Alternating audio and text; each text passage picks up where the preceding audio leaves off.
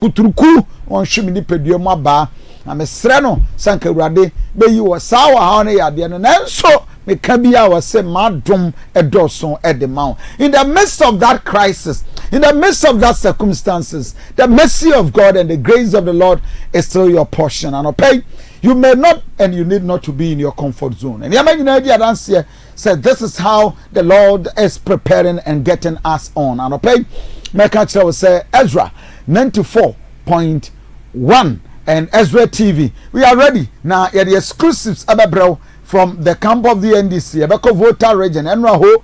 Several youth are damaged, are destroyed the party office, vandalizing everything. Adentra, almost say John Dramani Mahama, and woman any year. Adenti, if you say Penifire Bubudin, the hope, woman said Danya, Omodia. Yabasha Muntaka Mubarak is now Interior Minister designate, and of course. Sir, the question, I mean, that is a very big position. Very, very big position. Asante region, the regional NDC, Kenneth, is it Kevin Gilbert? Also, Ezra 94.1. Yamano, Lance, the local government, ministry, and so Edna Tour. And the party is just happy, congratulating the president. Obi said, is that enough? Is it all? That deserves congratulations and thanking the president for two. I mean, the question is two. You know, Obi said there be the Kadase Ketwano the Kese account. But people are analyzing the region, how big it is. Na yadi two Emma war na o congratulate Ebo Abaso with the two. Many of the youth our region yimu, many of them, several guys. Yen said anti womanka Randiabe no the cocoa board. Man for say misplaced because Randiabe cocoa board, what is the connection? And no pay your battery Obuasi. Political appointment are not necessarily with the field, but how you coordinate the various ministry to get your agenda.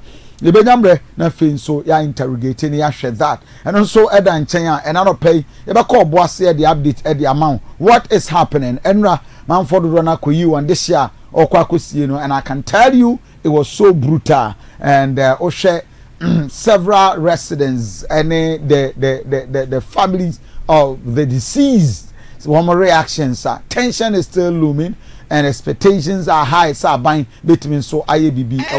These are many other issues. I'm not paying. Ibenyamre na yade amawo. What video and na Ezra 94.1 FM. Mini edi Aduanaba Kofi Asante. Oh, saying live on Ezra TV. Over Facebook page. No search Ezra 94.1 official. And I said Aduanaba Kofi Asante Ennin. Now comment your thought observations. Now they are told. Every day I can edi amount. WhatsApp line is 0531-455-101. Good morning, 105. Good morning, Ghana. Yeah, the news, bro. I'm a Ayakrado.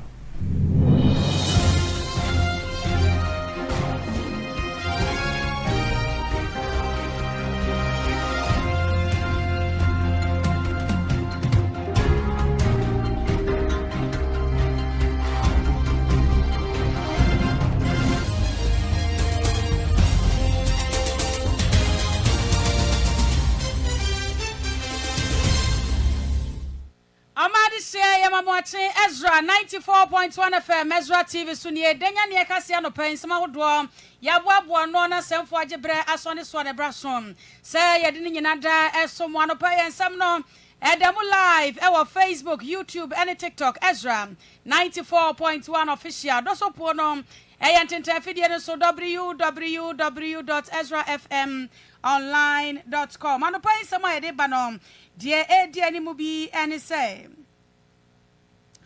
Mrasha bedwafo akwa asetena ema yewura Kesel atoforsin ene yewura John Jinapo Dr. Dominic Ayini yaji won matum se aswafo na sanso ene ndom kuma won mo man Ghana mrasha bedwafie won se afedia yoyi ayeye ye to abawie ye pinche na dosom eno ntima mpani mahama ekwa ne nan esifom bebre ka we wona mpa ya boabo no ye de ebeso mo asedam enkoma Sonia company limited mama Sonia enkupa ene nsamna papa wo de abadwa maso ye fa binsiesie ho na ye nipadua no ani na ho na nka papa nso entna ye nipadua mbrepam no na dwatonde no ye de ho nsam ebeto dwameden ade ama sewa sapon gibre na me fa nkyeremo ento aso.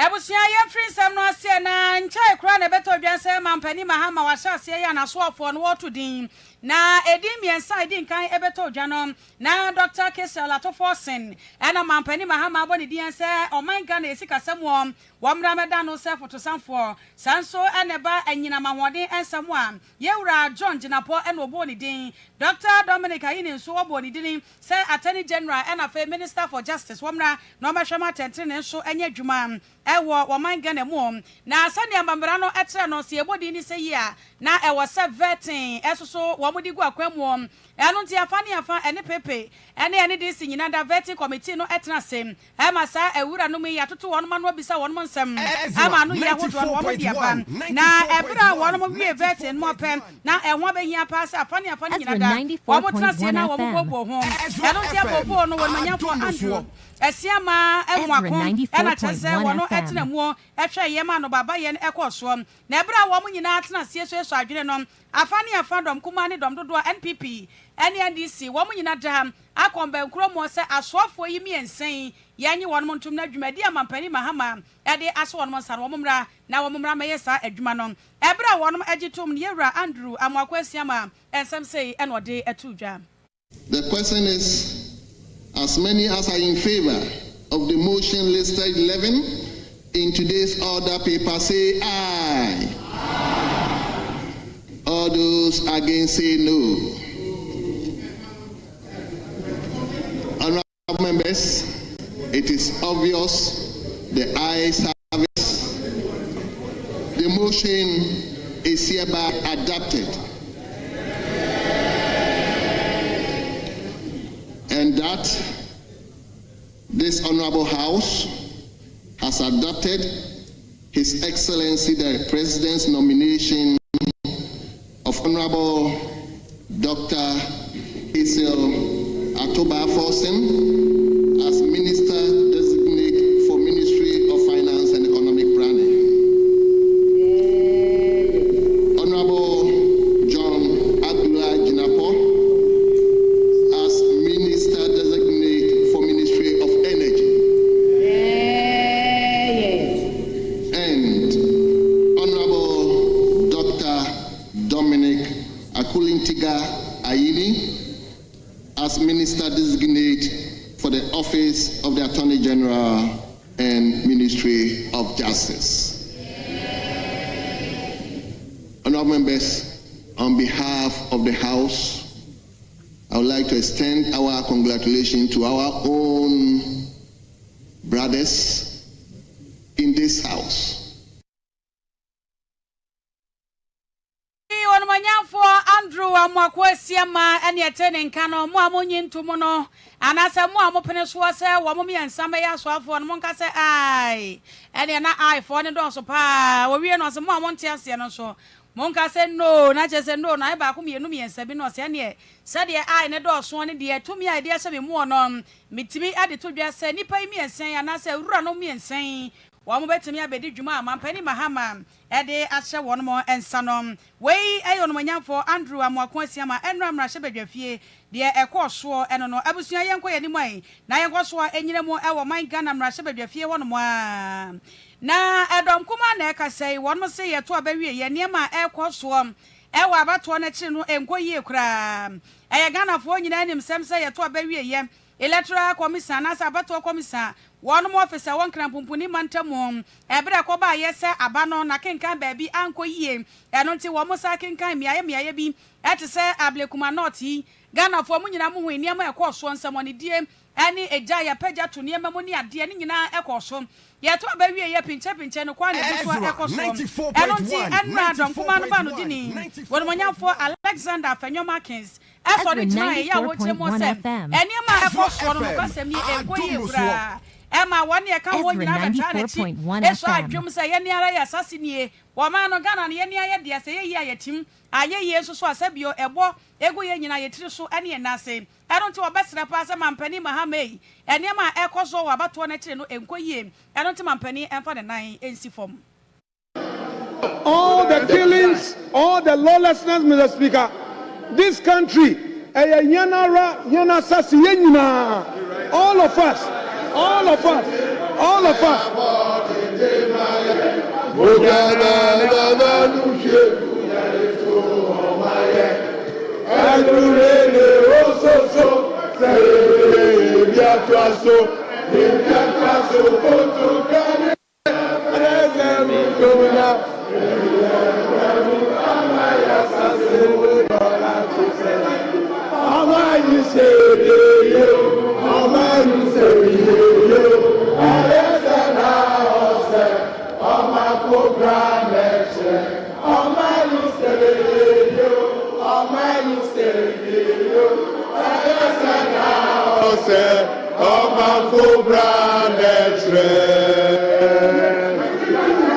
Invoke all the parliamentary tools available at our disposal, available to us, to ensure that if the government does not act, and we don't want any empty action. We don't want empty action. We want a comprehensive action that people would have confidence in. This parliament will have to constitute a committee to immediately visit Obuasi to get into this matter and ensure that the business community gets the assurances. No sadika ho bie mo se eniema bi ha dwene pa na de ha dwene sesi ane se de Ghana fo nyina wa twen ye mo se mampani mahama na appointments ene na so afo no obekeka no ho na wato omudi ntem no ase wo mo a no de miensa bi aba e wo mo a no de num bi aba tototo saa ene wo pa na so afo ene ne ministers ene to obesere pa se mampani mahama saa tototo no a wo de ye appointment no edon kuma ne se wo mo gitumu a enye yi. Mr. Speaker, this thought approach in nomination is unacceptable. Fortunately for President Mahama, on the 8th of December, he had the benefit of seeing the weather clear. He had between 8th of December and the midnight of 6th of January to have taken decisions on who would go where. He had a whole 1 month. We are now hearing that the appointment nomination for Interior Ministry is on its way. And Honorable Muntaka, yes, that is in the media. The communication must first come to this house. Yes, it has just been delivered. And we know the content of the communication. Like we told you before. We know. Yes, but it has delayed. It has delayed.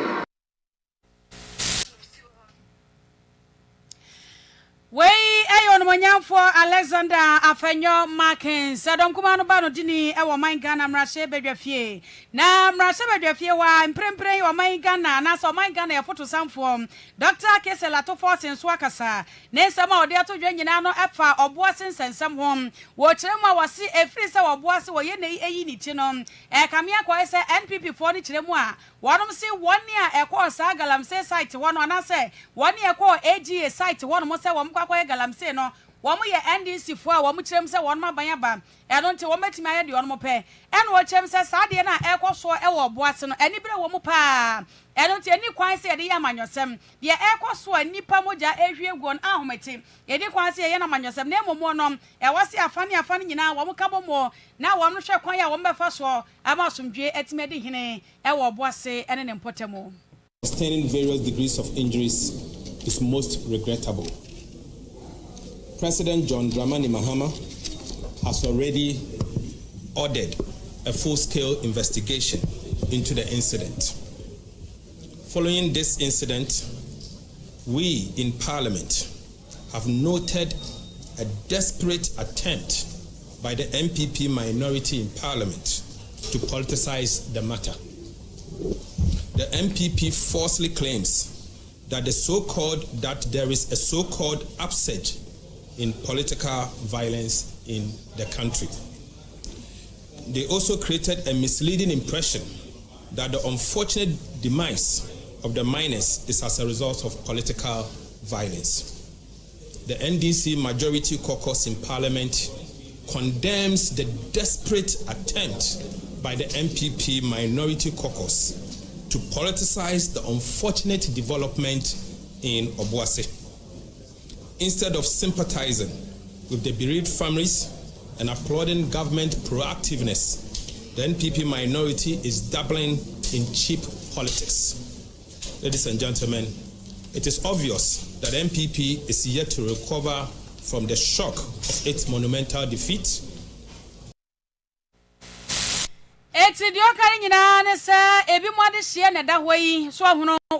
Ezra 94.1 so egusu akeka na wonsa de be ya wo asomdue be kwobose senka edonkoma NPP mbaba aban na baso na abusua wono ma de hye da fom ne echeche wo mo wure no emsa na anu aba na yeto ye no a wo mo ebo patabiribiri no nyante wono mani so e na chese wo mo gusu ade ya manyosem ade ye koso na anibere eno nto wase MPP fo amode ya manyosem munyai na ye hwe kwampa ye befa so ama oboasen sensem wono yetimi aso ano wei eye Dr. Kesel atofo se empremprei wo man Ghana ya foto samfo ne nsam a wode atodwa eno no ye wie kase no na NDC wo mo communications officer ye wo atwemampo ni abato pese so eye Hajia Sakina Oforiwa wo kirema wase MPP fo ba yeyi wo do ani kiremo ewo nyina ye box site no wo man shada amfa se papa bi enwu akwamum ama o my Ghana ye nya box site no eso fa so eno nti NDC fo abayi wo mo batoto bibia kama ama nyina hini box site no enimonyam abam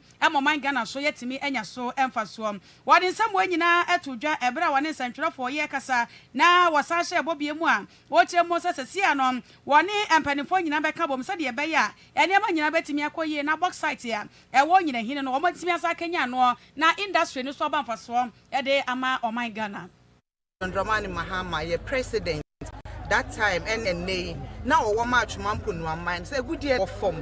Say, ya nya juma and tour, a bay day na mebunu enya jumaye, a bay day na mpunwa district no enya koso any mpuntu.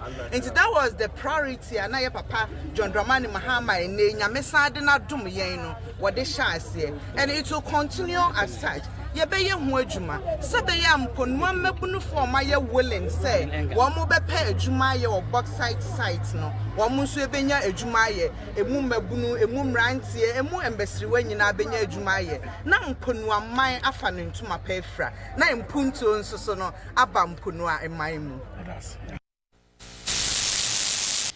Yadi asida Amazonia Company Limited enkupane semna papa no ne shop one ode aba egu ho bebirebe Ezra 94.1 now ye bema wo yo bia cosmetics and achese wodi lia ene na mesro wadafo ni chemom e wo Sonia Cosmetics na kache na ekotu enku papa ne semna papa ni na baton enya so fa so papa mama Sonia e wo V1 deodorant yadi siesie ho e ye hu ye hwam de mo nyina e mema de V1 body splash sanso na semna nsuom ya e dware ma we V1 shower gel and a quick white shower gel enkupano V1 body lotion tuntum koko obi abetumi asra e ma ne skin no atoso kam Mama Sonia and the Fantasia ice hair relax abe drama so eno an na de guest no ye de twie tie obi bia wotrinwi hu hia wo na apase enwi no efu eye kama na ni ye fe no Fantasia ice hair relaxer alo oil ni wom eno ntia botrinwi hu ban wa wotrinwi ebubuo wa wotwe wuti a enku ka wuti a na hyehye wo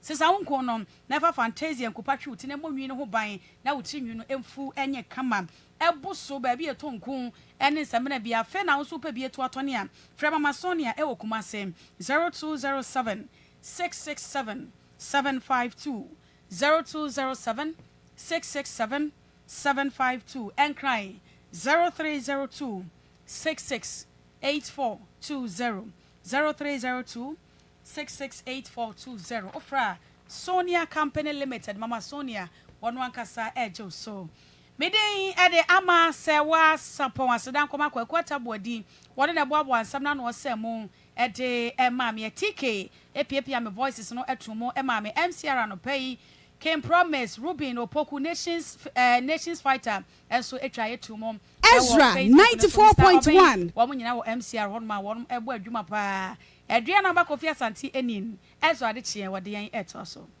Ezra 94.1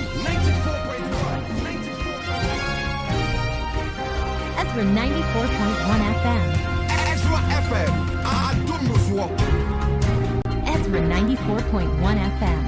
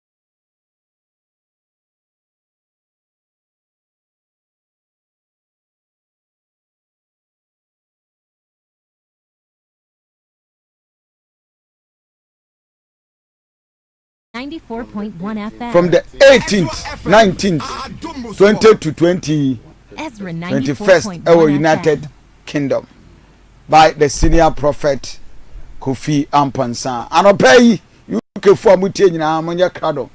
Na be prepared prophetic visitation. Asada na yadema the senior prophetic visitation. Until 20th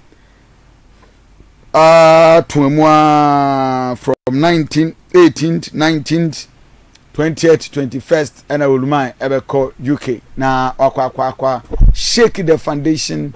I'm so here ready. They need God because why you busy sir when you had a crown umpire. This is a prophetic visitation. Amma, good morning. Good morning. Maybe I'm a cordial. Right. Now, post ya bubu. When you are down for be womb. Because you have a boss house or you. And yet the old you know, but we're down for be one will say. Also, I hear you. What you say? When you are down for be womb. You, Madame for be a young man. Not even one. Not even a single person. When people lose you. I was anti-action. And now Wednesday, but me what Friday question be. I think you need some come on Friday. Okay. Friday yabra. Me what Friday. Na me have na Friday. Because me was very lady be at the question be able to me. Ezra 94.1 FM. I am a minister of God, but I could not say me Ezra 94.1 FM. I say. No, you hookup. Oh, okay. No, normal hookup, yo. What do you jump? One of the popular areas. Ezra 94.1. Now, I don't watch them. Go school. And now, we jay. You got none of Fabia or Shano. Now, over Bruchri. Na ofane ba Ghana be di brunya wa woni ye na papa ne wuye oh ti ne ma men ne obia o ma di da so an je se ofa o hwe fie na di wo kire no a ma skuru kro jae no ye san ko so bedwan so a woni o ye ofri central region and wo ba kumase ti na ye se di o ya ne se obeye sa hookup ni bi edu ba bi na che se ne nanfofo bi ono mbetena fie wo down here ma yen kwa dutie ko homra na anopete for mehia adwenkyere na Friday mo the answer amane menua adutie ko good morning my good brother na bibi aboko de oh yes ado na mo pa ye ho ye anope me nkoma obi di ja me mpacho uwie a eya tie bi na wa ma me answer why me pacho yo ai me gusoka wo ba mu na esa me poso na me wi a wo de tie bi na ma me answer ewo ba bia wo why me that good my yen here said you mu sa tra ye beko Ezra 94.1 FM. Let us be na ma ya ati for no wa na Ezra 94.1 FM. Said ye hu no abono anopai ana ye be hu na mununkum kakra e be hu mununkum no na jese enche no so ahwete na awia no so abefa pen mframa no asane meka se sane na jese slight hazy condition na ye hwe animu se enen so ye benya aside that no de anwumre that jese wiem ka aka na animasi ho kakra nti nya de ye benya ensu ewo Ghana fa na ha nyina temperature no oko Ghana TV from about 37 degrees Celsius from 36 degrees Celsius and Ghana and for Costa Horn so about 33 degrees Celsius. Prevented the so be any one. That's it, pa Bibinia your sign and no Eddie. Thank you. Right, already take you and until Ama. What had you? Me what happened, Reverend? Good. Auntie, lady no say. Oko you know no I hook up in about 4 months. And on and for so toda uko jina ujirejina benya good posh cars. Mohammed watch your film. ɛna okogina to ko ye be 1 month mu a na ohia anwumre bi hia one brother bi nani afi kakra na ode no no so ode no koye boy na anya hwe Ezra 94.1 FM.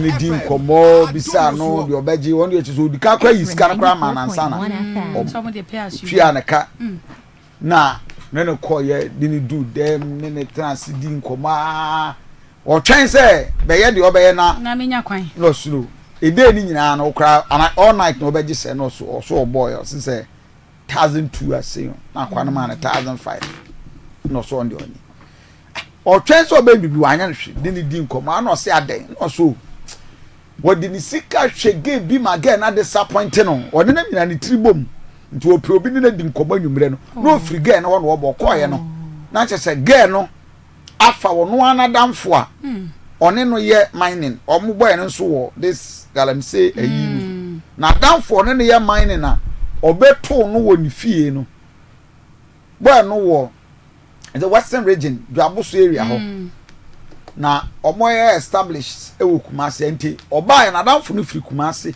ena obesra no no ni nyina atugere na obaye na chese boy na wo no wo ti Kumasi no se wo gigi ge nani ewo Kumasi wesnachi enti wo free wo ba ni nyina ni tiri boma ese won fa ka na kora mpem wo hu no a no so ogina okokọ sa no so wo pe obi na what release the tension and what in the code fee ni na trance the whole day night anya no hwade a chi no saman skeja na kwan se onko no de number man se ya won frɛ no nti na akoye chat wo wa no a chat wo wa okɔhye man ni mu a ti be 6 months na oni ni din komo na ka che ni se Ezra obetimi ejai saade na oye no that is that day na oni ni din komo no so ade no njai Ezra 94.1 3 days time na boy ne bre ne 10,000 kaish 100 million yes say o say opese oye adwuma e de ka etire na osua no na de adwuma no we so tompa boa ma mpa boa ne ade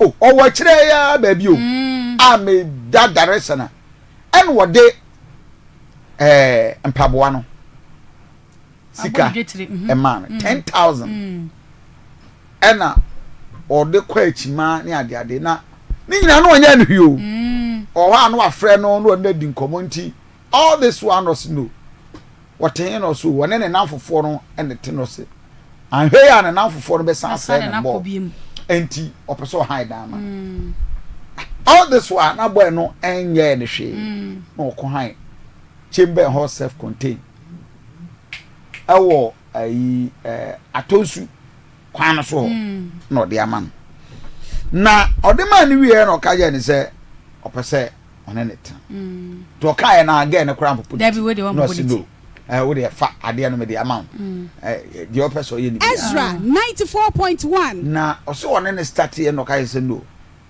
ne phone a we use no on trust so be use ni sa phone ne number ni biem oto phone foforo bre no say iPhone say 13 o say no top man get across no use iPhone da ne di o use 7 bi a chire no ha ba and oje ne chip ni nyina Ezra 94.1 FM. no ne key number say was so no ma me de ne ade no ni nyina atwigo get no say she was okay because of say o jai side because there the boy ne ye no na ye no mama and na on no was say almost every day one team friend be 5 times oh yeah then oh hin fa shop no ono so nim say na o say shop no obebie man wo ayi ha atenga junction na me sukrade na me sa me kire trade ni too much yeah is it you connected dots no asa dot no ya ye too much into there enti wo dia man no a wa bie no ho na boy na ba ho on announce say ti afei ohun so no obi din komo kra no aka cha no dabi nipa we me person ni bi din komo adamfo kra ba ne nchen no a che say afei na boy na start eye too overprotective o yesi ya hey o yesi ya hey o yesi ya hey o baba tu obi wo shop wo kra no adwa the latest o ha no de ni younger sister boy and the younger sister abɛtena ne nkyɛn so ɔne ne ntena biso ɔnyini ni ahwe ya obi foforo aba hɔ kɔfa ne yanga saba abɛtena ne nkyɛn wɔ shop nim na ano ɛsɛ brother bi ɛwɔ ne nkyɛn so ba ona se bi kura opie kotwa na obi ni kra na ɛwɔ hɔ a otimi ka yɛ so otimi frɛ me ɔbɛto yɛ wawon ne sɛ mɛma ɔne akwa no nkasa bi nti wo so du ɔno no so twam brother no kwa bi sansa na die ti so nye bia ye twa ne yam a egu na nim ase ge bi ne ge boy bi ne ge ba beto ebe ye shopping ana Ezra 94.1 boy no ete shop ho ana ge ne se oto ade a bento ontwen no boy no beto na no afre ge na pie adai akwa no tia no ye hwan so wonne ne ge na abato ade na oba ge ne kwa basisi a Debbie. I then that's what better shop ha. Kikri boy and sorry say or barber chiri mu ah. Not tradition soon. Pine bonoma ni padoma pu area ho nyina ababehwe no. Omo 8 year area wa make say. I say I think that was December yimu ya. Na de esie. Afi de ne ho mete. Akwa no fa hanga. Ti se wonim. Oso to surumpu ne sister ketwa no na one ne betra fie no one day catch her sister we good because me buy me hu bia because me bra catch me say me betra won chen say de be ya onye me masem nti onim word we nya na onye nde Sir Mike what's your story One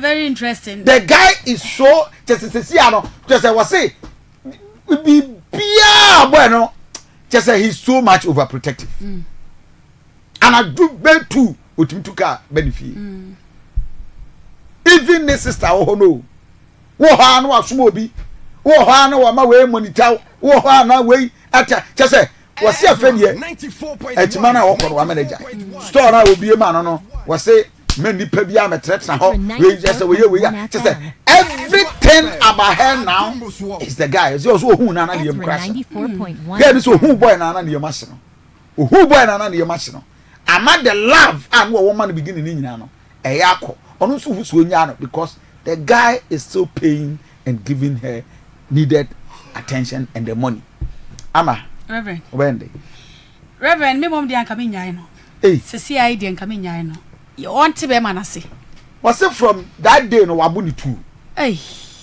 yes because we no can as on can oh what and sapa because Reverend on to be manase baby a wo ba no free ba no ya na ye ka asem bi se be ma kwan obefa so obenyawo no ni tirim no onim sa kwan na obi so fa so obenyawo ya fa ne se e bia ne be ma konya one night stand e wo club ase a ni tirim onim se the possibility se be ma foforo e no obenyawo one night high enti kwan ya wo fa so hia oba no laudable say onya sa adwene de ma oba no na baby ana be ma no so free ba se wabo ba bi hu ka e ma obi esi na chi no e no so no enti ase e wo mi se be ma no act se de otie no me justify be ma no suban no but oba no se empanefo se otire mu fan a wose wa ye bibia wose je so oni problem the money enti se ni ba no e pressa but afei di ase wa beto de awia wote wo ye den the big said girl no wose girl no cry buy e beto so wose wo wa shada akofo adamfo bi keke se wo mra ba twitwa nyew wato ade awia woto a wo ye de wato ade awia woto wo ye de Reverend mi mom dia enka bi nya no mi mom pa de nya de se gina 4.1 FM ama so atia kan me dia nka mama tia Reverend ma mentia Ghana for no pay de no maso muti but if you dan komoni but I say ade no etetem for me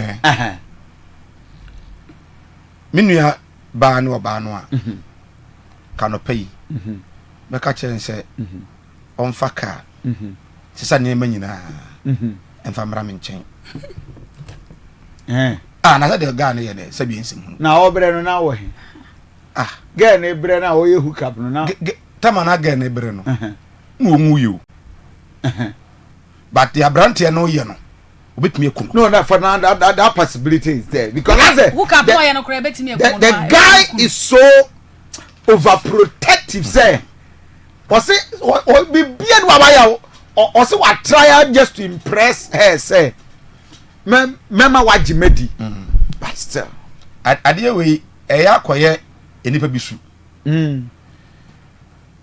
asɛ sɛ ɛyɛ me yere no a eni kwan sɛ wono me yere kwanya adamfo oyɛ mi kunu a eni kwan mi kunu kwanya oba bi adamfo for what wa no ni namfo no obe hunu no ni namfo akwa no so aboka o enya business no ye oba wo ye hook up de what be a store na wo ye hook up oba wo ye hook up de se be ma betimi agi wadie kroje sa ne ano odin na bi o situation bi tie situation bi o si hook up ko ya no 4 months na de ko ko na fa ho be wa ma na oba bi akom wo de ton show wan ko ye hook up exactly but we de akoye ana nyankopon so no o ba bi o de nipa ko de nam na ri be o yiwa pie e bi ana nko hook up no mu anke nei nka o enya sa abrabo you know that lifestyle na o de eto na the ironic aspect crowd na get no worry ne say who say ono okaja ban say dey wo de onyim ni amame no kra metna boy no nso ni ntikuma ase ha oye gala e wo western okay dey anu aba eya anu aba na fie na watimu no akoye say ni nuanom ne family bi kakra wasa akofa sister kra betna ho e wo ho enti ono no nso mpese girl ne beba betna saa efie na ono no guy no okay and was saying ni nua ba girl no boy ni nua ketwa ne ma metna wa man security monitor wa man security yes woman security me say we na free hook up no mu de but oba na hwe ya ye be sie no bra na enu kwaso o se last obo no ma nyame nkwa enti me de me ne oba no a enka no pay me frɛ me na ka chen se eye na no store no be o just store ya na ta no no nya store no ye dey hook up na no wasan kwa enti onko ton suo se de o kan ye no se we did the pay you enya hwe for almost a year enya hwe why you hook up why free mo wa nya store no ama why oba ni so nya no wo be ba na so nya say samai reverend onya no enkwa ehun hia say de bia o 0531455105 but we just the next 5 minutes advice oba no onya boy no ana onya de 0531455105 tell you somebody ade we ya ka no reverend reverend get ni jana obedi dey say na ma na omu ni boys no omu di dey omu di o e ma ni di nyankopon ade a chie be hwew obia be ya no so ne dey nyame wo be hwew endi so onya 10 cities ya 10 cities no ma lady no me catch us onya 10 cities after so janu so on manage 10 cities ama will you marry this guy reverend ejina no why debi o because emperor twin so won asem oba be ware wa wo be because emperor twin poni o na no on ware okra na 1 security I tell you no asa show ka na say e wona no wa e wona say reverend wasi o e ye wu oba be bia wu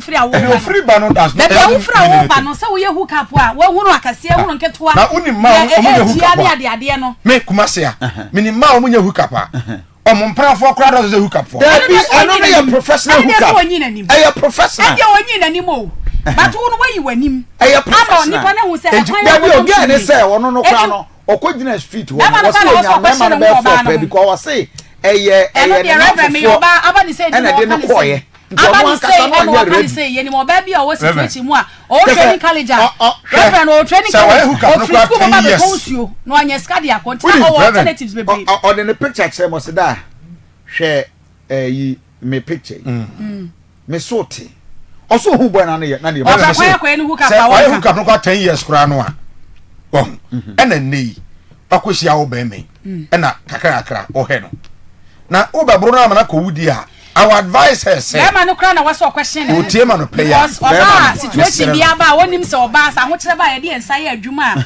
ne result e hook up no se dachi bi adwuma na be ma ne ye no gala na wodi no se se ya oba na be fa na chi e ti kwa bi be ma na me fa central region e betra ha o very beautiful girl I tell you oh come on she's so beautiful reverend me se be ma no kwa na waso adwuna wa ye hu mi and se see as o janu a o sa kwa central region wa kwa enya hwe enya hwe o de ade be hwe no onya no na omra ya nim ha ai empe nsuo bi ebeji force yegu o mon sa enkonkoton onya no na ome bankwa life is precious ba winim guy no the least suspicion obe kuno he usa obi the kind disappointed the pain. O say that day what's one no was it get no boy no there one no ho no was da or da wana that is that or the best fan was why you so desperate say and I don't nyina no boy na anya the company see you and I be say na say WOTO the company see get na disappointed and with him no one problem about some me bi no su say otimi boy adwuma de so da onye kitikiti bia normal. Yes, I say. Normal. Yes, of fun and normal. Wow, call bia ba kukra. O si bia I check cry bia be am bia be tia. What be asam? And sana wait me. Was it that anybody me ni problem. Na am se kan okre. Was it no da. But as is see ano. So jina me suwe ni ama o jina ne suwe ni. Hey hi. Hey hi. Hey hi. Sa dey reverend. O so no da. Skebia meka kire no no Ezra 94.1 FM. Ama sisi a me ma me no kure so o Reverend me dia ka me nyai o me nyai o nyai me nyai yes we nyai ba be wo ja what's ba that what the back with me share them what's winning onyame score bi ukuru so o me ma o so a ma mo obi say why na frɛ no no so mi nim nipa kro wo nim nipa kro de na nipa nyai na boy no frɛ na nipa of fire na eye bema was that me wo customers bebre na me nim nipa kro boy ni yi belt was say you see the bone no reverend sa no ko in class sem obebo no in class sem say you see say ukuru o girl o boy enya call na anase o boy e phone da ukuru phone da ho na on my authority na akofa me hwem wa na frɛ wo wa na was on your the messages ni bibia na ama me dis ya reverend me boy o me kunu fa me phone na w man fa we yanka ho o se ni messages na wa divert na go see the so why ni why diversion me phone so be call message so e kwa no ho asama no wo ni hwia wo di sie o so me ba ko na me ne wo ho na se me ne nko na wo ka de ba be e free bra boy ni hia me me number ni nyina waji ntin kura no obie ni me number no enti ma dwe kura nko sa de because de me pe bia oyema me osida bibi na ma me kowura mu ma ye crowd say me since but still boy na nyimi ni I mean easy 0531 455 105 what do you anopay advise this girl because one time reverend when you wouldn't be a time when you know what can ha wouldn't be a time wouldn't be a time me be assassin wa and again a frame okay da srew menye den onya no oh my dear so nware po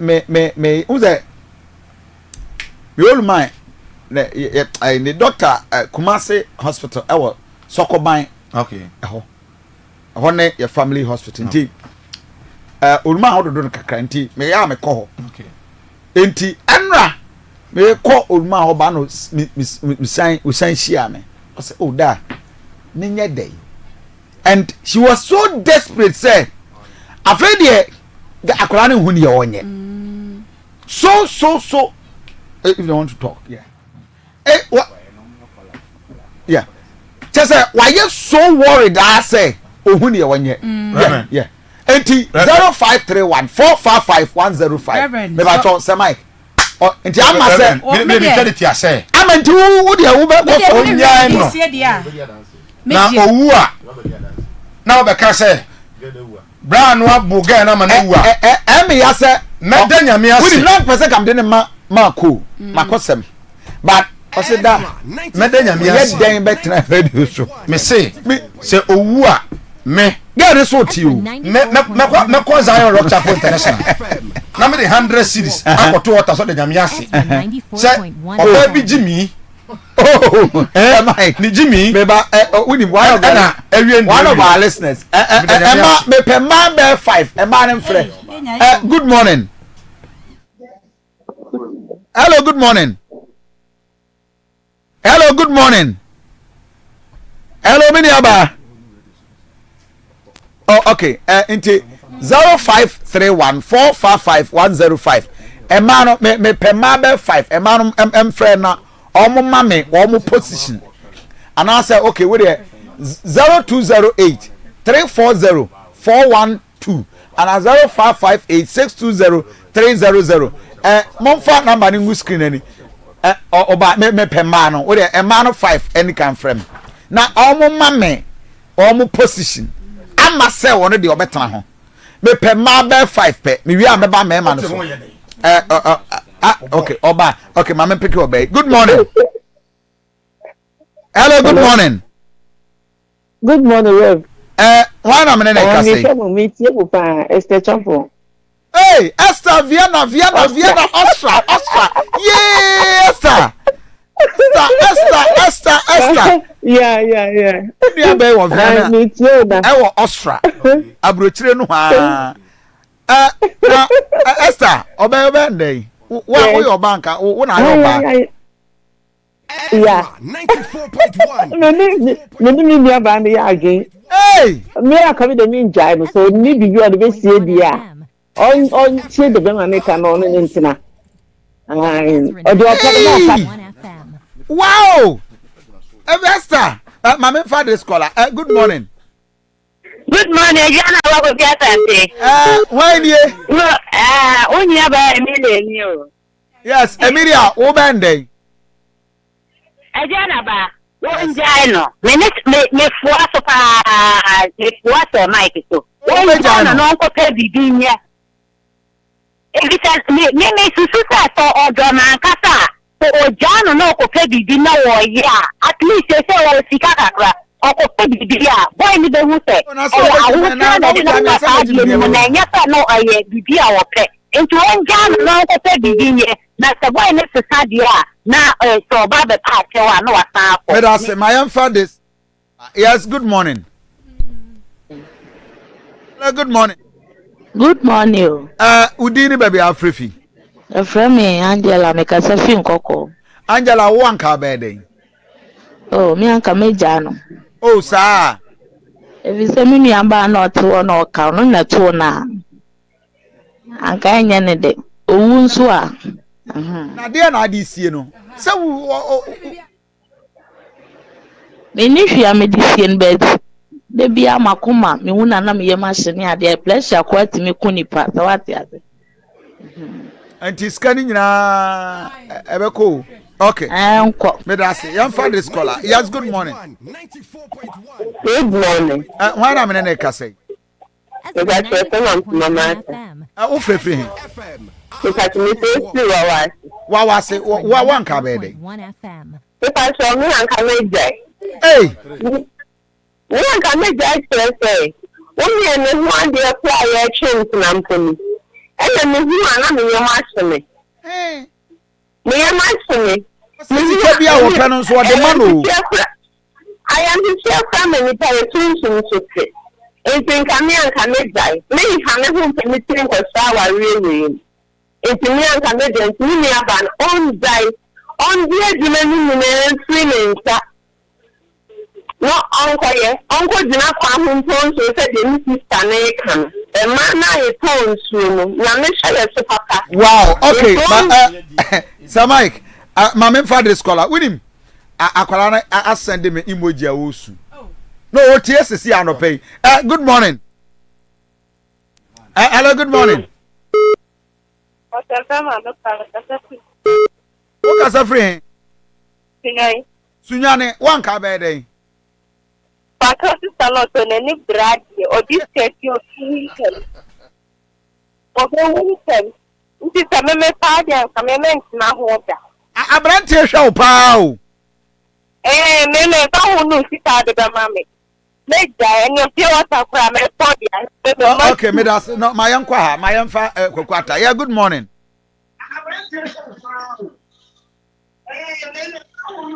Ezra 94.1. Okay, me that's all bad. Doom TV volume no. Yes, good morning. Good morning. What am I kase?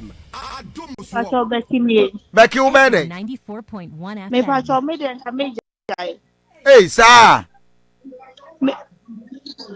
Me did say, Sabaya, Obe was the one getting enti obi anhwɛ wo saa asɛ obi a wanya obi experience a obi hwɛ wo a watete wo saa wagya ne da. Okay, my young father scholar. Yes, good morning. Hello, good morning. Yes, sir. Bema. Hello. Yes, good morning, Bema. What to say? Yes, sir. Pastor, Mr. Wale. Okay. Hello. Mamintio. Mr. Wale, Medindi Morocco. Usha, Samuel. Again, a comedian, Bia. You see, you do Pascal, effort to a door. Okay, Beman of Pascal Scatto. So, a bonus, so, Kitty, a do me, or our Jamo, or do me, Beman, a better, and I said them, I said down Obano. Me, down on Jaro. Okay, Medasi. Young father, the next caller. Yes, good morning. Good morning, Obenga. When I'm in a case. Kojo ko ti ka fẹ́ ṣe. O ka free atebubu. Atusi. Mama, mo area ho ade no wan ka. Open ede nkwasi abdo no. Olo o ti to ba ta. Why investment o? 94.1. O pa ja. We dey ta. We nkwasi abdo. Akotu galan. I mean, sika wa de amaga na ye do 1 billion. What's papa wo hwam you? Oh, papa. Forget about sika. Ye first kan ya odo ni bia. Ye first kan ya unya no ko pe ke bi nto. Na me be bo anu. Na me na ze ni to adu bi pe me. Unya no. Sir. Okay, good morning. Good morning. Yeah, when I'm in a case. But you marry me free akra. Bema one ka be dey. Okay. Yes, ni bia nko kanta fan e trade. And to answer my pen of mason the corn. So I tell you, Benny, no maybe. So I say, no. One question say, when is where we hook up and also pay. Aye. Into who could change in, into the who could change in that, and yes, I find us in your educated changing. But was what in America. Matthias, yeah. Into me. And I'm not so body, maybe I see the power Japan, the honor Akuma went to a bomb buying. The Wakuma were there, and then Wakuma now, and the and Conco Tunes, who actually was into now call into me and pass our coins. See, my patrol, I own him. Yeah, discussion. And come say, I'm any question a calculate. Because I send the emoji about. Emoji also, and she's just impressed. Hello, good morning. Good morning. And what I'm in a case. I from you, Beman, I want Cabede. Ezra 94. I'm question 7 of the you can enter into Obano. Ezra. And you can enter into Obano, Obani Jan and Kofi Asante Ennin.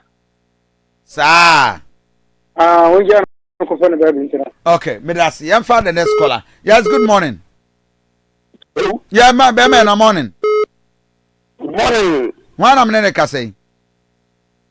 Welcome, Kwame. Frefe. Kasafita. Mamintio. You can't do it. How do you pad, dear? I know the.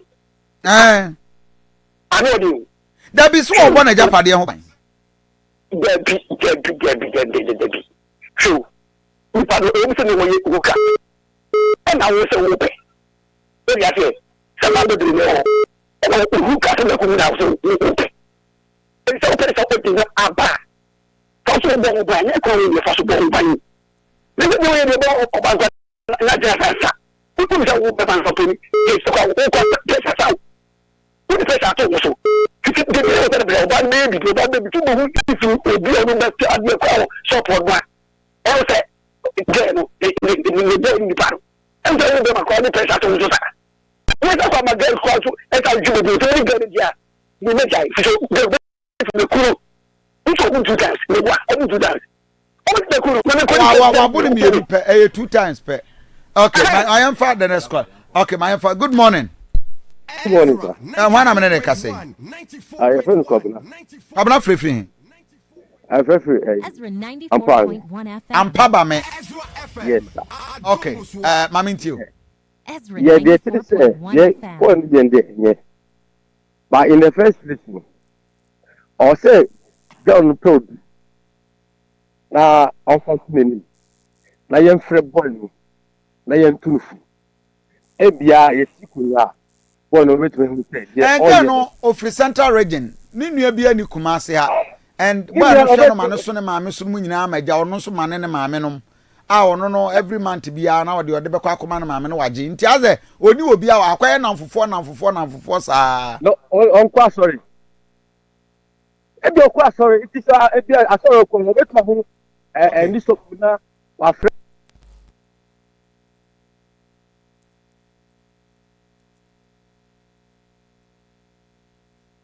Okay, na damfo mema soreba en wo ka che me no wo ka zo pese obo mama ne yese na me advice no na onne no ba ya obehu me say da this is my problem, what do you do? Good morning. Why ni da be ku jamaati mamintio papa adwenche bi abeke na ya pa na telephone bi ka ba no unya no nkoto nsuo abene nsuto ne no no e ko adwabɔ ne ya obi sia be me enti solution mo ka te unya ni na e ya pa ne obie no ka te bi ofri tinko gam mo de ka su bi se mo yenhwe ni mpempeni fu bi ne be ma na yeden ene obara ka te ni enka. But can you ever trust this girl say obey a faithful amount? We are Bema, can you trust the girl say Major we obey a faithful amount? I see. That means that you will still trust the girl. My father scholar. Yeah, good morning. Hello, morning. Hello, good morning. Yes. Hello, good morning. Me pacho me kase fraswa. Mamintio. Me pacho me de me kache me nyaba ni so ko tai boy na chidi. Aden. Because we be this sketch na wako wudie. Me kwan say this sketch ko. Obi ti me show obi from nka be me hwe na busuafo. Ekosi nursing nso ogya no. This waka so be this sketch na chidi a. Ene one say hu next year bi afi ko ahwe ko February na boy na kunu. Me de me kache nso ogya na chidi. Okay. May I say, Yamfa the last few callers. Yes, good morning. Good morning. Yes. Hello, good morning. Yes, I don't know so much of you. Hello. Yes, good morning, you. Yes. What's it? Monsieur Leve, il y a du mal à vous, on a un chinois. Et tu vas le mettre à y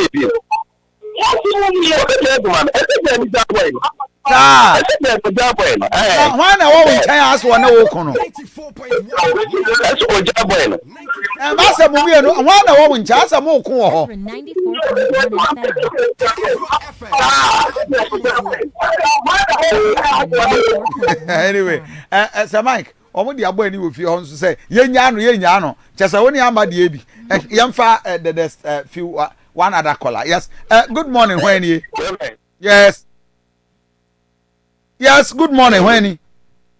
Good morning Reverend. One am nene kase e kase free santazi eja bema wo bende Reverend on say assembly you be life story and odi abetu anim say your advice no. But yes, it's now what is studio on Senka on quality and chain and lady before. Senka Obama leading the woo. That was advice now what the man.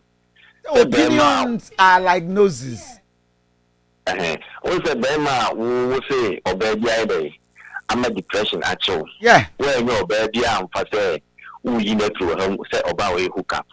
And on all Bema story now, Obama can change another friend. I lead the cool yeah. I think that's a rotating one is I know Bonko Mama or how now would never. I know they are saying now one way or any drink Comosana or Judge. And you want to appreciate the idea now why you're man because you make it or home Nti ni kwa sɛ ɔba de ɔpɛwase ma no ɔpɛwase ma ɔpɛwase ma no matter what. Nti ni kwa sɛ o handi esa ɔba ni owu na yɛm so pɛ. One day okoyam sɛ no ano no wa no yi sa no wa ni papa na de wa ni bɔne. On wa ɔba no. The Reverend Obano Ekamenkwa, Yamini Nipa. You can be told to get it that will be shared much with it here, and if you can't me and Nenqua. Only Yamino Namqua Suma, Abba might be in fit, or better for some night at you are black. No, we need to catch and one question and negotiate for me. Let us, Reverend. May I say so? I think we'll take the last caller. Good morning, when you? Good morning, Reverend. 1 minute. Reverend Duke, you every Friday. Mammy, you. Okay. Bye bye. Yes, why am I in a casse? Hello, good morning. Why am I in a casse? Mammy, you. But we are Bible says, we are the Canadian. It's a deal with Reverend. Now, this is it. I buy a minute. And you tell us so. Only I, Yamina Center, whenever you see Bama and you say, I wouldn't move a certain one. Only I, and you tell us so. You think that Reverend, that is May I say, so, you're the affair for the BCA. Sir Mike. I think from all intents and purposes, Ama, Reverend, I'm for any new position. Oh, you are still standing. Sir Mike, Reverend, I'm for Judas or Banning. Sir, and Quan, where do is a minimum one in it. Tamana NPP opposition 10 years ago. I want to do Coco Bossy. Namin pa. And I'm in them time by Coco Bossy also. Let's say a beer and name and name. We are unim de Obenya. Into one trans and my brandy beer or no. Why not just on an abrabo in our my hoka? Now, the first person no can hook or no one. Now I say, okay, will be sending was a day no disappointed now. And my obesity on who can profile on. Suban sa na me gidi so de ko mu a okay etete no a no so ba no so na yesa na ofobia ko wie de wie no entimi ni aba no yesre no kakara bo no ato ne de be ma no odum na account onya no onkope single room behind mattress ketwa ba kokora na student mattress kwa bankotum no on hye abrabo na asefoforo nyame ena be hwe no e be hira no message, you know, I wish I can read it on air for your T4, but I said made in a private. Now made in a private life air to Jack. Aquarana send me emoji. Osunsa. But what the last one okay say, Daddy, thank you. To intimate so a condition. That does not mean say enquire the new can say you. I say, Daddy, one day thank you. I'll call you after your show. Anyway, Sir Mike. Reverend. Many Aduanaba kasa. Yes. And I will sit down with her. Fatawa. Na mama. Atabu adi wa ha omo no. On tennis sawo no so da. On tete no. The American nyina say life is everything. Life is everything. Minim ebia no bi anope you going through a very depressed situation. But is he ama situation ne de ono so ka no. Sir Mike. Reverend. We here yo. Reverend. Ahochere yo. Menne omo kasa no. Enya adwen si fom. Fi se ewi ase no se Yakobon ya de nsanete. Enti me kai se isusa no. Edu bi wo ha. Ya ba ma odi ani kwa se wudi. You get a point. Am wadi. E ma de ani kwa se wudi am wadi. Ubusa aka wuni ara cho se na wuni na sa kina bi. Emunya. Yeah. Oba ne dan. So enti mi muskani bi pa wo askwa. Last okache me say every Friday evening bia no ne ma no omomudi garito O skapa, me boy Indian revenue no. O skapa, was my director aduane kese. Was it me? So me kan ye. Was it said me ye no no. I said an ordinary person bi o te kura bi asabi a woni die. Ayama ne ma. Me de sabe manum said e be ya daachi bi ase ne ma se sa. On betumi hu sabrabo no. Sanity. Enye de one sa. So enti enye da bia na wase eye so chen. De le no anyi ntum se so sa kɔ de emu a yakora mu a said de in few months wotim beto de mu odemu no.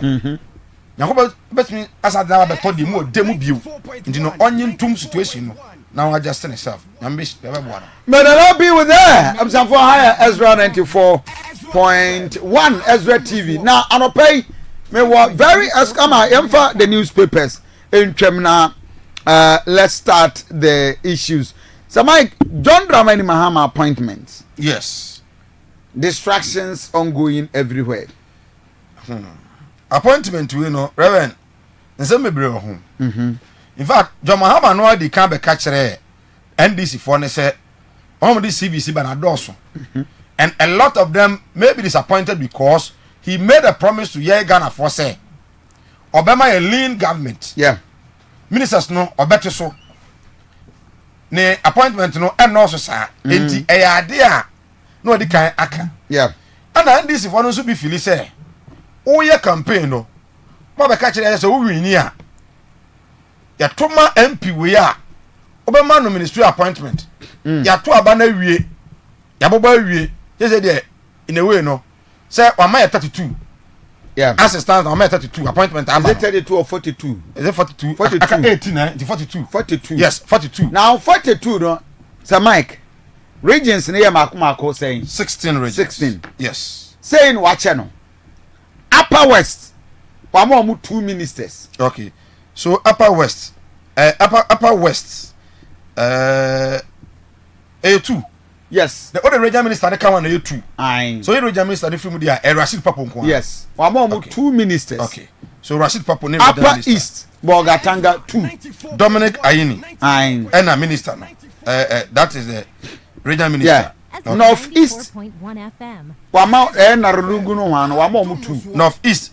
Isifu, Sedu, and I feel the regional minister. Okay. Northern, which is Tamale, Wama almost 4. I'm going to 4. Aye. Haruna Idrusu, Mutala, and Joseph Namba. Okay. Until Omoya 3 plus the regional minister 4. Oti region, Dambai, Wama almost 2. Kofi Adams, yeah, and I feel regional minister. Bono East, okay. Techimai, Wama almost 3. Bono East. Bono East, Amkuta Elizabeth Ofuswa Jare. Okay. And I feel Emmanuel Jukum. Okay. And the regional minister. Bono region. Wama wamo 2. Ahmed Ibrahim. Yeah. And a regional minister. For region. Goso wama wamo 2. Erikopoku. And then a regional minister.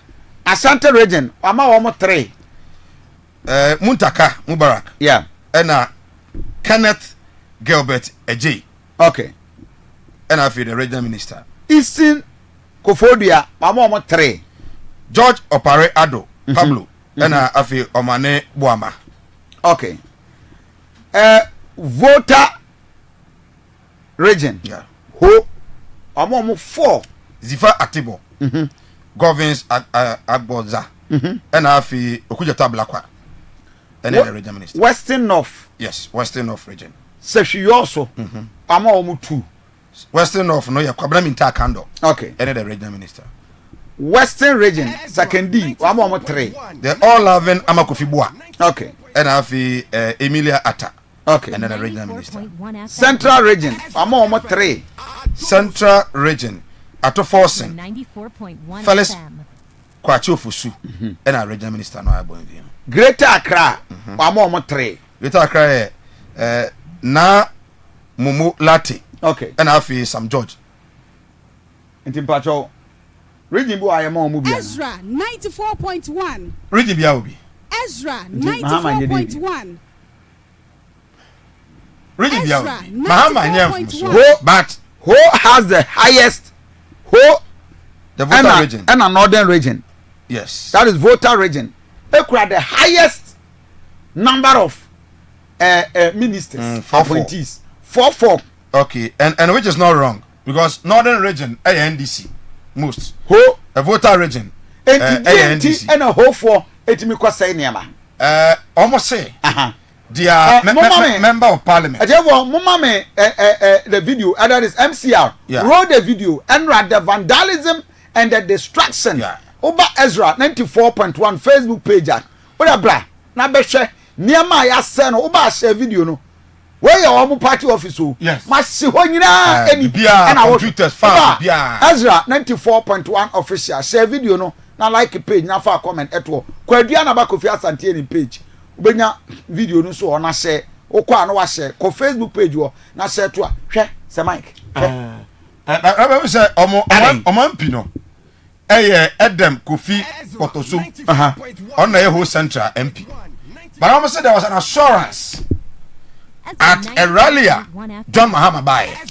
catch almost say monto mamo MP no mama ye more vote na nyame ya do na NDC ba ba mu a mesere no munyam pacho I disagree with the youth o ma che post na wi o mu chenyu ye that's why I say I disagree with the youth but they be anank omo no the mainstream position yes they aka bia na be deputy minister sa ai minister appointment ndie Mahama wi nti 42 wawie nti on including the deputies ni yan so on be ma 60 o ma 60 nti they aka na 18 the deputy minister no be obibenya mama me audio the gentleman na or my explanation the whole constituency secretary MCR wrote that video and let's have a play and this is exactly the secretary yes na Oka and you have several concerns that has been raised.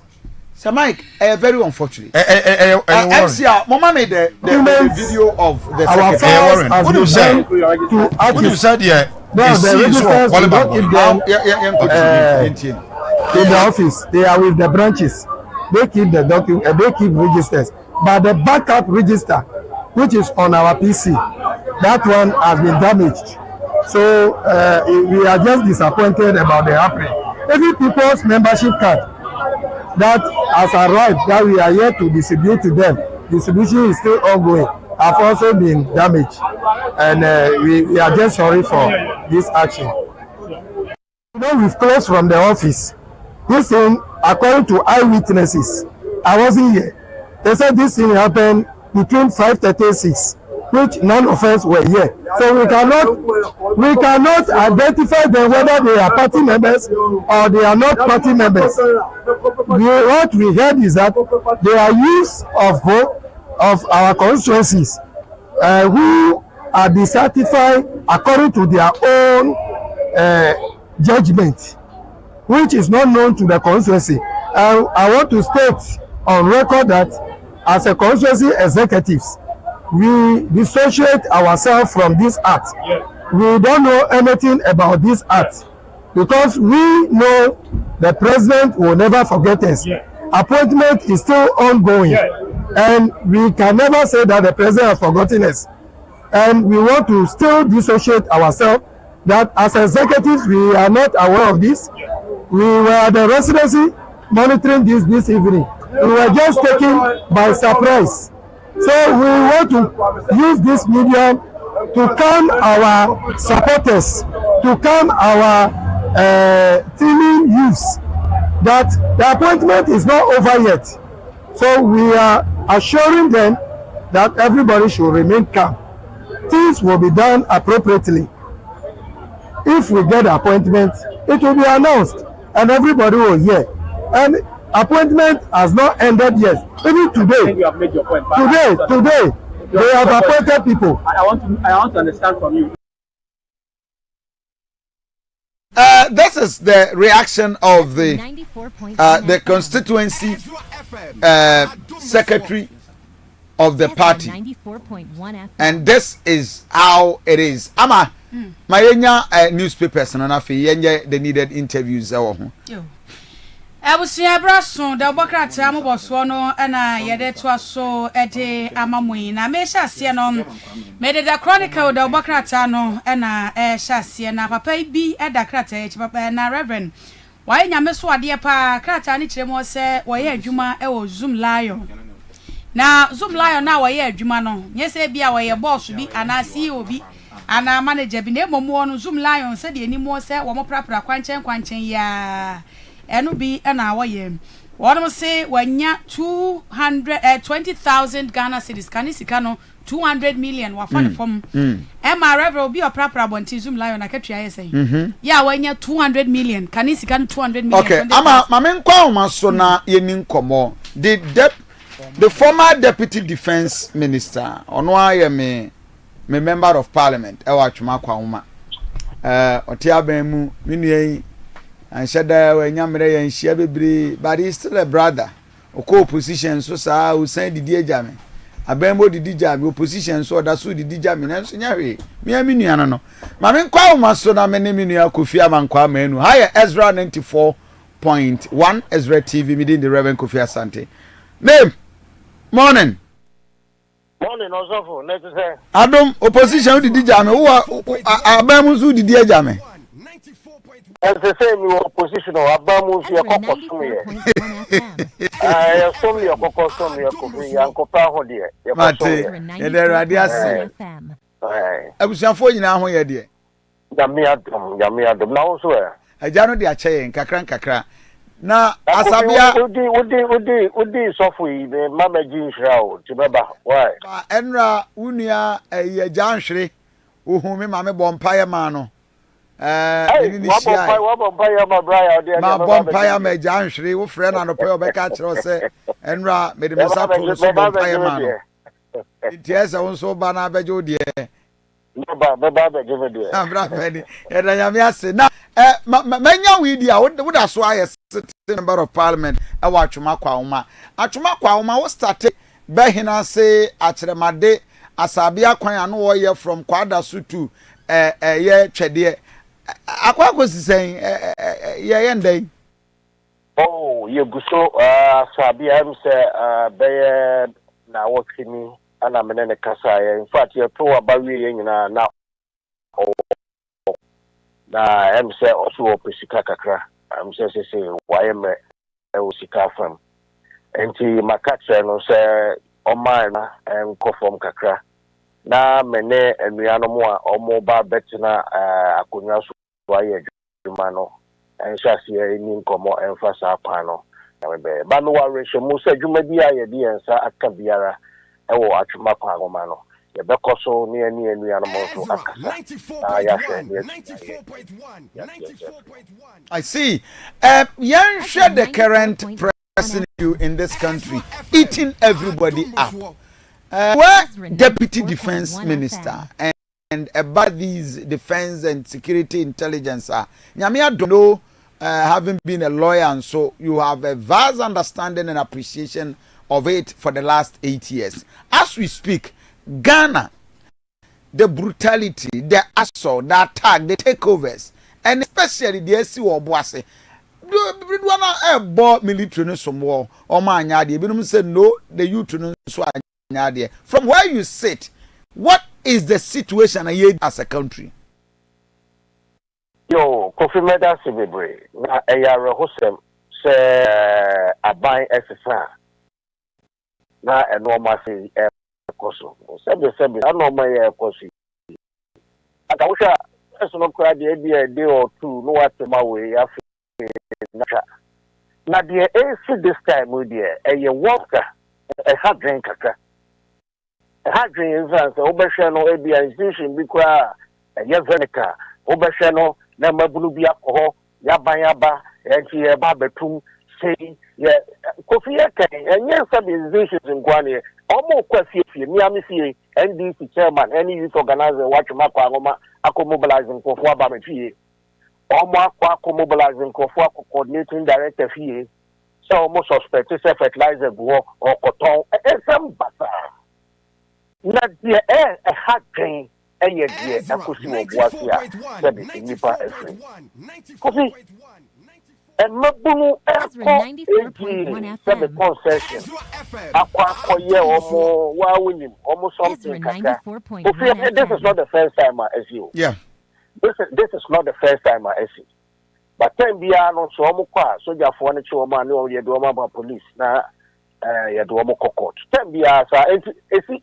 but obi akwante ho asem na we die ekokoba sen we die Kofi ye di kan Mama ebusuafo a omadehye afimu yakọ ehadwen esanse omo wuo no Kofi nyenya omo biewo ebusua afre ade Obuasi afre ade Ghana nyinara afre ade ye kase ebia na omo wuo no omo kura na sebe omo gina brane ewo ebusua a omo hwe ebusua eyenko papa no eyenko fo adehye enti omo ayese no esi abo abusia sebe aye jeja enti agay na obusa wo ho se ade we dabia esi yen tempo so obi atoto so obi atobo ye che wo mo e de wo mo koma your friend is saying police na police say be as a court na mo de bekwa na we de e ba ne say ane iwu akom Kofi se wutie kasa ni bia akoso e peps aba bontin a ya sha media we say we placing at the doorsteps of politicians. Okay. I see. Placing at the doorsteps of politicians. Kofi yeah about the promises that were made. Katran Kofi say to me ba. There is a table going around. The women organizer. What Sebi Obuasi East. Kasa Satani Rasami City. Now this in Penny Photo. First, you know, Kasa dia, Kasa, what you had here, near me, you Rajam and Kasa. For Kasa and say, do money the baby are pretumino. Then, woman, ye Buba, Banon Nase, yet, Tisse, you run a winia. Ye frey na mani akoso ya na se sojafo ne ba ye no omo di besi ani Kofi no kai no ye no omo di besi ani woni obi koya ade na se woni ne di kusi ani Kofi waboa wo waboa wo enti wo kwa koye bibi no asemu kwa eba ye Obuasi is parliamentary candidate ene ye wura ya me nom ekọ Obuasi yenti asemu a omo kai ya ban ene wa bem Yabai and the Wabem. Yapuaba Ediama NDC Yabai. Kofi NDC Yabai ye Raje and a presidency. And yet NDC from Kwabayo, a Ghana by Jenara and Exebi Abaya or Tesono, I say, ye teacher of mine. And NDC from Kwabai. It is all the cassette. Yabai Naba, a comedy. And Tia Ko Akudia, Kofi Sabi Eragin. Ezra, that we are trying to happy to you. I am Kofi Monson Trophy Mokasa. Ezra 94.1 FM. Yes, yes, someone you are smart, Captain Smart. It's a radio. Ezra 94.1 FM. At the time, my captain can't say you were in government, you were defense minister. When to me, no one Kasa Kofi, Sabi, what was here quite poor bar. I am no money do honor, we could hear to be na akwakoye se ase what do we a kusi bishop. Kofi and then we are Ghana ye way, sa abatwa ya Kofi. Dear me who yen say, and yan sa four craba becasano, or my jaicasa. And penny four becasano, or my jaicasa, a day, because yan young man move beer, or my dear, or my casamano. At the say acid. Okotuna console chia. Ebu ni ho mapeni, ebu ni ho makwala. Ye obi adi, ti obi atamba basa. Enti omo kra omo betufo no, Kofi Asante no obi aja kasa. Yeah.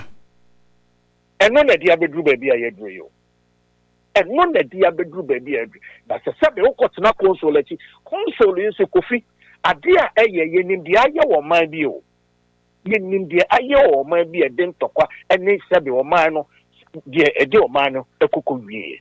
Na wunya journalist na afraid ye yetimi agro sem ne se Kofi adia say media education e what say the man Officer the educational. Debbie. Education. And now Katabako, Yensha Inipa. Omako. Yura Mahama, the Nokosi, Ghana is ready for business. Kofi, that's a Ghana, you're ready for business. Business na ye water than ye guno. Business na woman dada ye guno. Na se bibi na wo na se yen tiasia. Ye ne company no na se enkai. Yen se say e kasa. Enye etuoto. Na Kofi ade ba kwa me koye adwuma o Ministry of Defense. Me hu ye ne se soldier for Kofi. Ghana so omo professionals so. Yeah. Ghana soldier ni free prekope and tutuo da debi will never happen. It will never happen. Oh, sorry, ya na or tutuo. Na around somewhere woman say, yeah, can na sorry, ya can na yan kada se soldier for being so proud. Yan kada. Soldier for being so mo ya tutuo abo. Yan kada. Ezra 94.1. Omo ni omo free abusiam. Omo eduma ana sebe omo eye na busa wo ho se sojani etutu a edie na course ansa na sojani no etutu eno ne awre ho se mu wo Kofi some kasa we may place no at the doorsteps of the politician yes sir NDC for nko a yeah na eya dusua e de ma politician bia say ye petumi na ye petumi dia besom nipa the nipa na ye de besom wo no say ya no kasa ye pretumi no ya no kasa e ma nipa no ekosia ne nkwanhia wu a Kofi ye nya tumi na wan ye de besom ye nya tumi na wan an ye de besom no Ezra 94.1 FM nipa ewu no ye me de na enso so se bi sa wo na se soja fo atutu a Kofi soja ni free prekopen tutu da soja ni on free prekopen en tutu da me hwe ba ko bia obi se be nipa kotokoto no mo nkuta hwe that age said e false okay enya no kweda I'm telling you Kofi esan say what soja nipa na me ka say at least yes soja fo no kwa ni acho me do mko e ye den na we nko ade ekototo hwe ye to aba enoma esiye afedie civilian etini ye so courageous se soja ni a wo she uniform ekutatuo aban ejapade otimi sebe eye soja ni na yakayaka de ejitu na but at that point you were still with it, even some of the military at your constituency as a deputy defense minister. Apart from say yete politicians kasa even the military hierarchy yansha dante won Kofi the American say ye betu aba. The military is not responsible for the internal security of this nation. The military is not. And yet, police under the Ministry of Interior. Now, no able police so other police, and make a request. And a soldier for Aquacoboa. The police, and make a request now. I am not a but we are a better my soccer crack. And it's a yen about my yakin over the years in military, air, police. Rebecca, Ezra 94.1 FM. Where yet, the year when they say, Gabi, IGP, Eddie, and some buyer, and I hear police, not police, a soldier for Mamu, and I say. Ever, yeah, but what you call station, the police me out to no kuta phone, what can I am so no you TikTok. And I said, Kofi, I am Sembebri. Ezra 94.1. Nelson Kasoja a woman. The presence of the soldier alone was enough to scare away the presence of the soldier. Hello. Kofi soldier for me a professional, so we do munio, omu ya catch for, omu ya basa. And I will share the way omu emra eye juma e wo soldier moa. So soldier ni won him say ade a wo koye no emfa kwa mu na so be sia onkon koye kwa. Kofi eya we hosem pe abasa na me de yenuanom a wo free mu no mabusua yako na me feel say eya adesua so e magana especially politicians ana your friends and journalists Ezra 94.1. Yami nominate Obuasi is kasa omko kasa ono. Say your friend is there. Where the NDC. They are the first test. They are the first test me a GM failure. So JM the first test me padia because we failure. Because our first test at the word and Namodia.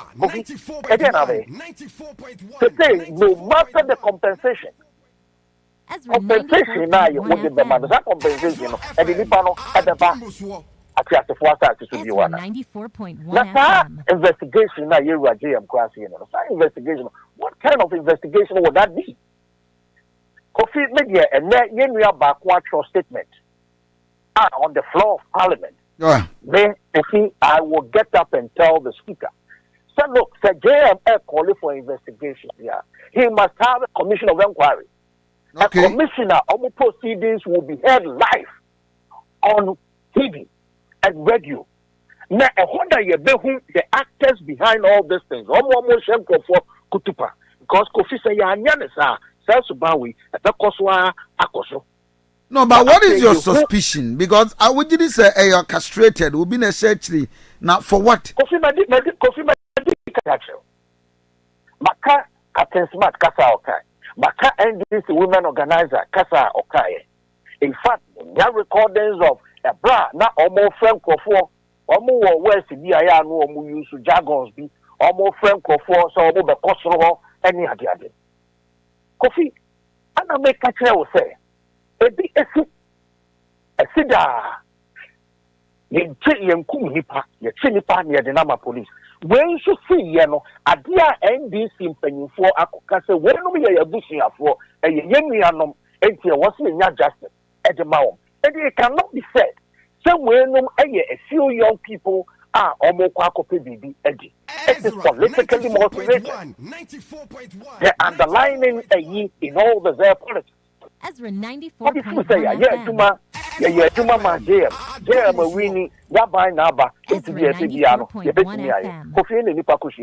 have some of the videos are so bizarre such that and I mean some of them security persons will tell you that was very close shot. Bakubi ameshare na baku ensa. Other people say na sojourner will get to that point. So that is why you want to educate us because you have been with them. To what extent? What provocation, Kwan? See, and make what provocation? But busa questions you, Kofi. But busa questions. Why the day to? Because at the way a BSC soldier for control no police. And yeah, in a way a to a bemo. Busa o say yemi ana mo obukọ enu no mukutatu ana yebusa ye ho no mukutatu na nya bia obetutu ma de kan so akere wo say so jani ya tutu dia boso de ni ya kwapi pellet no afri sabe me sure say so afo na omukọ ye no e na tutu bo omu nya no. All these questions are lingering. I was yebusa once, but the Drew say that's the one say you only listen to one side of the story. But Makacho Kofi, the Ghanaian soldier is a professional in the sense say, oh, flip kupe and to puda, this a baby, akoso. Yen so ye ni aye to abai, na ye continue to. Kaya kati aye no. But one to two. Saying I win. Ezra 94.1. Ezra FM. You must say also with the Daniel people. Ezra 94.1 It's an investigation you on my Kofi. Why in fact said them any investigation? We should have a commission inquiry. All proceedings should be held on air. Now you're now going forward. You're finding football. Am I on the BBC? Well, from commentaries, what be military for no? Idea way any Gary Ghana for can demoralize or mana.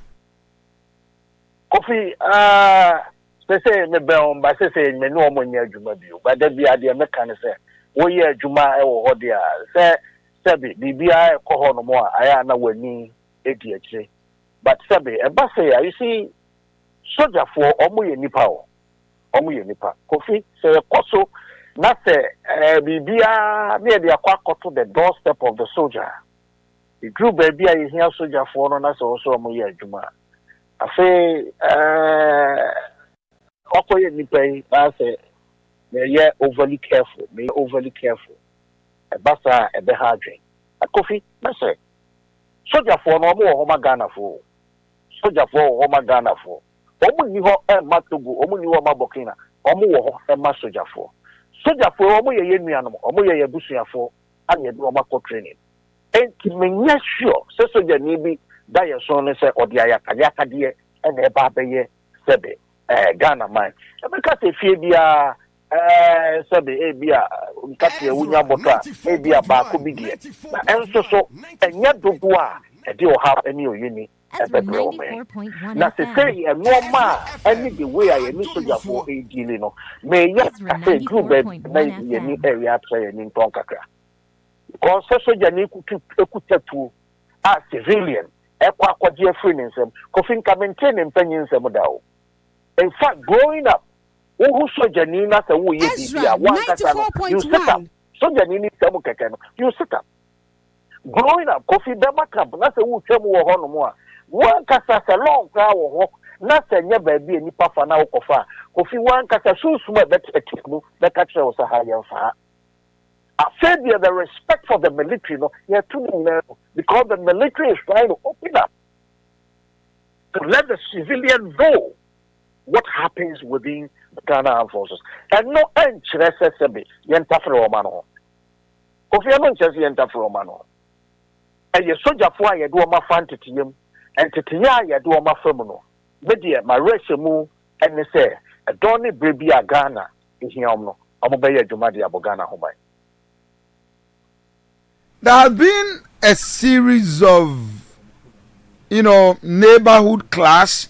Nkwanta nano nkonya ne womo entokoi clash esan sorry ewo ti region no wan savannah ukọ tifido mantam nso a saa you say your situation boy ka so bu anamodo do no ana afa na adu the crescendo a explode you were issue bu nso a then you were controlling it ntokwa na ewo no hwan at your time for 8 years. Why couldn't you find a lasting solution to Sanyame? Kofi, Ezra 94.1 and Tokobia war the undertones. You befa boko and tokwa. So Osha boko and tokwa. Sabe, soldier for we don't deal with chieftaincy issues. Soldier for have no business to deal with chieftaincy issues. Soldier Juma, soldier Sedie, and they say basa basa eba. Not the police if want to handle the soldiers may invite you. They're moving to make sure that there is peace. Soldier Jumano no. We have no business to deal with chieftaincy issues. So Osha San no may sa classes here baby brea they undertone no I am not a friend is chieftaincy. Soldier phone you sa to me no. Say omune bekwa kusi hene now kwa kutu hene debi they mum the basabi bamudia that's a police for fresh soldier for there soldier for etimiko ekoboa e dia sumdrieba and the soldier for there say a normal sabe yakoba bi yese ebia aha we ni nua eko e wa asase we ho soldier ni doesn't have that right say asase no eye wo dia anase enye wo dia debi Nemum soja ni ne de ne se asase no di oyenu ni basabasa bi abade owo ho kwan se oni police ebeye baako no mo di asomdwe aba soja adwuma no na se de eye chieftaincy issues na de ade de ye wo kwan a ye de faso eso wo sa 94.1 see more mrasebedwem mahama ye an appointment this one other gentleman Kenneth the Gilbert I'm aware say is even from the Atwema Kwahoma area ho unim no Kenneth meaning no Kenneth free trader or am a constituent. Oh I see. Yes na am say was some our Ministry of Defense da no ye deputy minister. In fact na me bompa is enka ye deputy ministers here.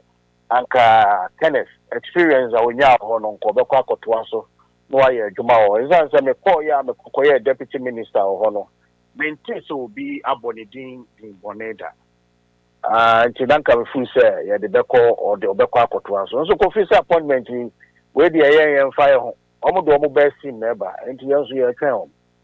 Best team. Some best team was you know any more than that. I Actually, I you win any minimum.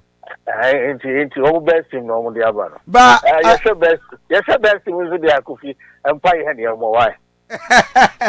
What would you a Subi member of Parliament, Eugene Boachi entry? I'm quoting him. Was say seeing the appointment that John Dramani Mahama you know, it's a good relationship between the party and the government. Sana Musumuno. Dear Eugene Kaino, I disagree totally with him. I disagree 100% with him. I disagree with him. Now, me who sad yeah, okay. But me said that every day. Sorry, no, and you know it is difficult for me to speak to it. But me with the captain and I'm because he's gotten it all wrong. I disagree with him because for me, if it is about say,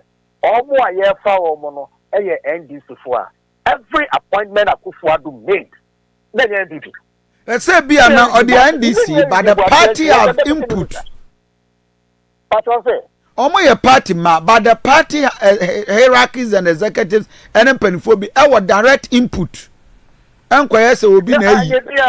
Anya be a show. Ada Akufo-Addo appointment or yeah. What share the bedroom no yeah.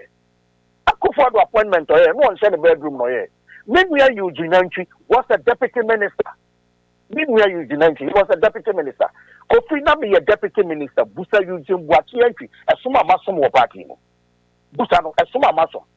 Kofi me adult life in Namidi Asum party yo. Me adult life in Namidi Asum party. Me kan no ma ni adwuma Eugene ankasa he knows.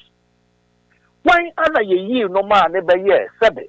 Akufo-Addo abreso you appoint no as a minister. No on your party. Eugene and country. Sometimes you say a kasa kata. Because some normal when we sit down with our brother, that's a Yokobua. Obehu said nobody be bring now Okano, and over the bar. And nobody be bring now Okano, and over the bar. So if you disagree with somebody, that is your personal thing. But when you begin to go this way, some of us will come and respond. Because the Ministerial, it is never true. Akufo-Addo appointment or yeah. Meaning, the ABA Ministerial Eugene, no near MPP in your Kofano there. That one he can stick to it. That one he can stick to it. Akufo-Addo appointment or yeah, and they're not Sebi on your MPP near Kofano at the buy. We can speak to those issues. Diving into a serious introspection, the Kwayama Fasulusu, others are attributed to spiritual, others are attributed to negligence, others. My assessment, even for Chuma Kwauma, a constituency now just agenda 111 trade. President commissioned it. Oba trade once not just the district hospital. So bako trade for so in 2016 you had almost Sedon constituency Kwabri Friwa Achuma Kwahoma appears to have been one of the highest, almost 70-something thousand. Rigi yeah about from this time round. What exactly went wrong? Kofi about normal party elusu aba. Kofi normal bebre, it cannot just be one thing. Normal bebre. And ultimately, there be a quite bad person as a Nkubu Eba. I don't, point fingers at people. Here we sit back because Kofi this is not the first time NPP Akwaba said the Edinjo. But people say yes, this loss is heavy. Yes, I agree. And until was here, Timothy Busaya was a Anna Eba ya. Then was a yeah. Kofi. Because of even the global economic problems what we are seeing now, most incumbent leaders are almost elections are losing. We cannot be different.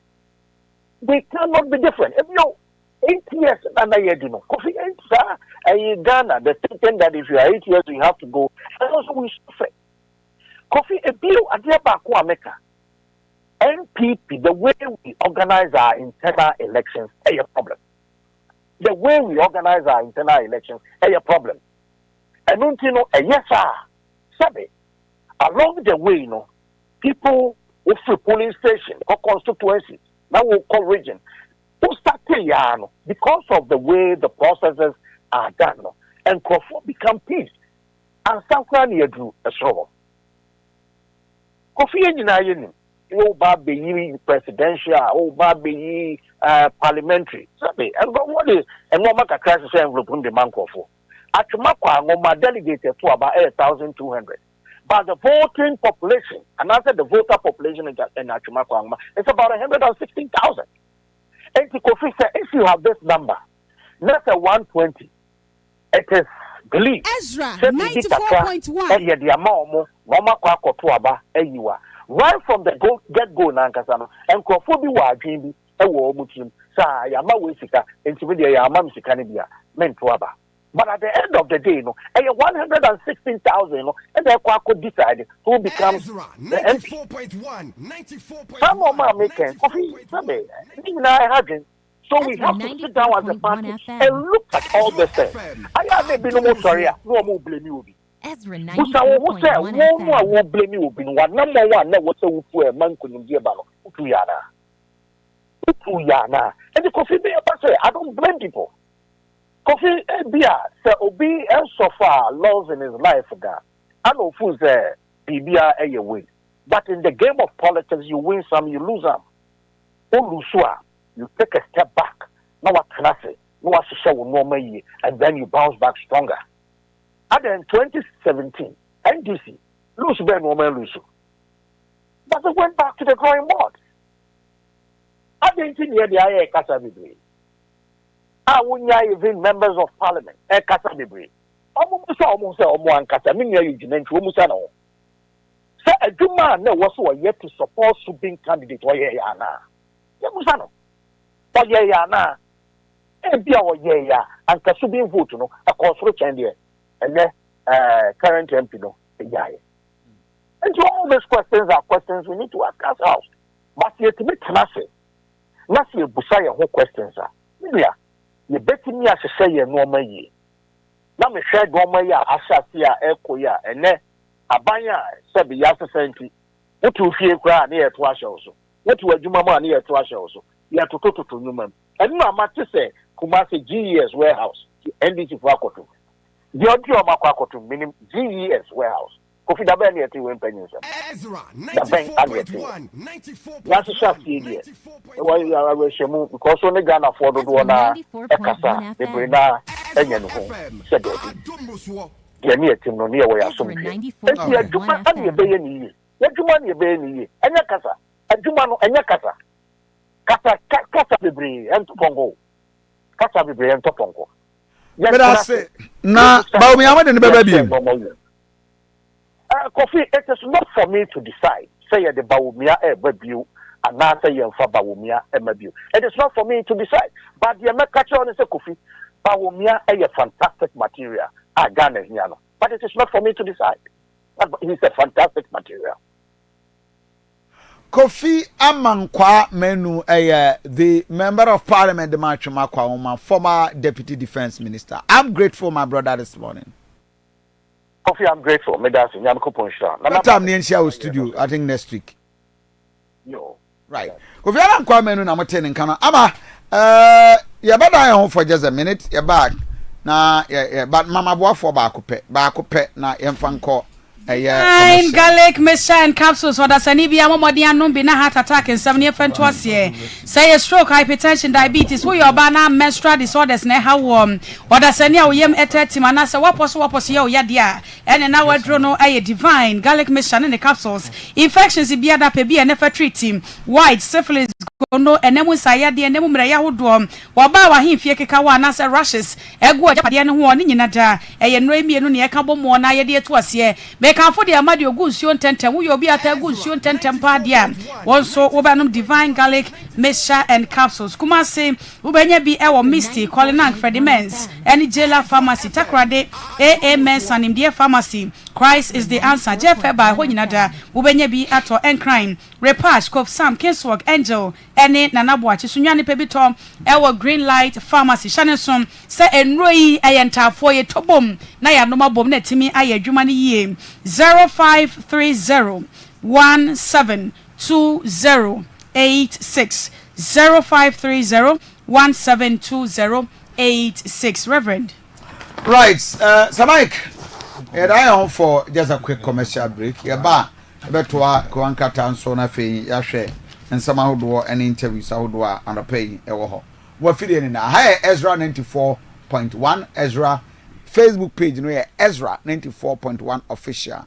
And as I call Aduanaba Kofi Asante Ennin page, you can be part of us. Good morning. Yeah, bye.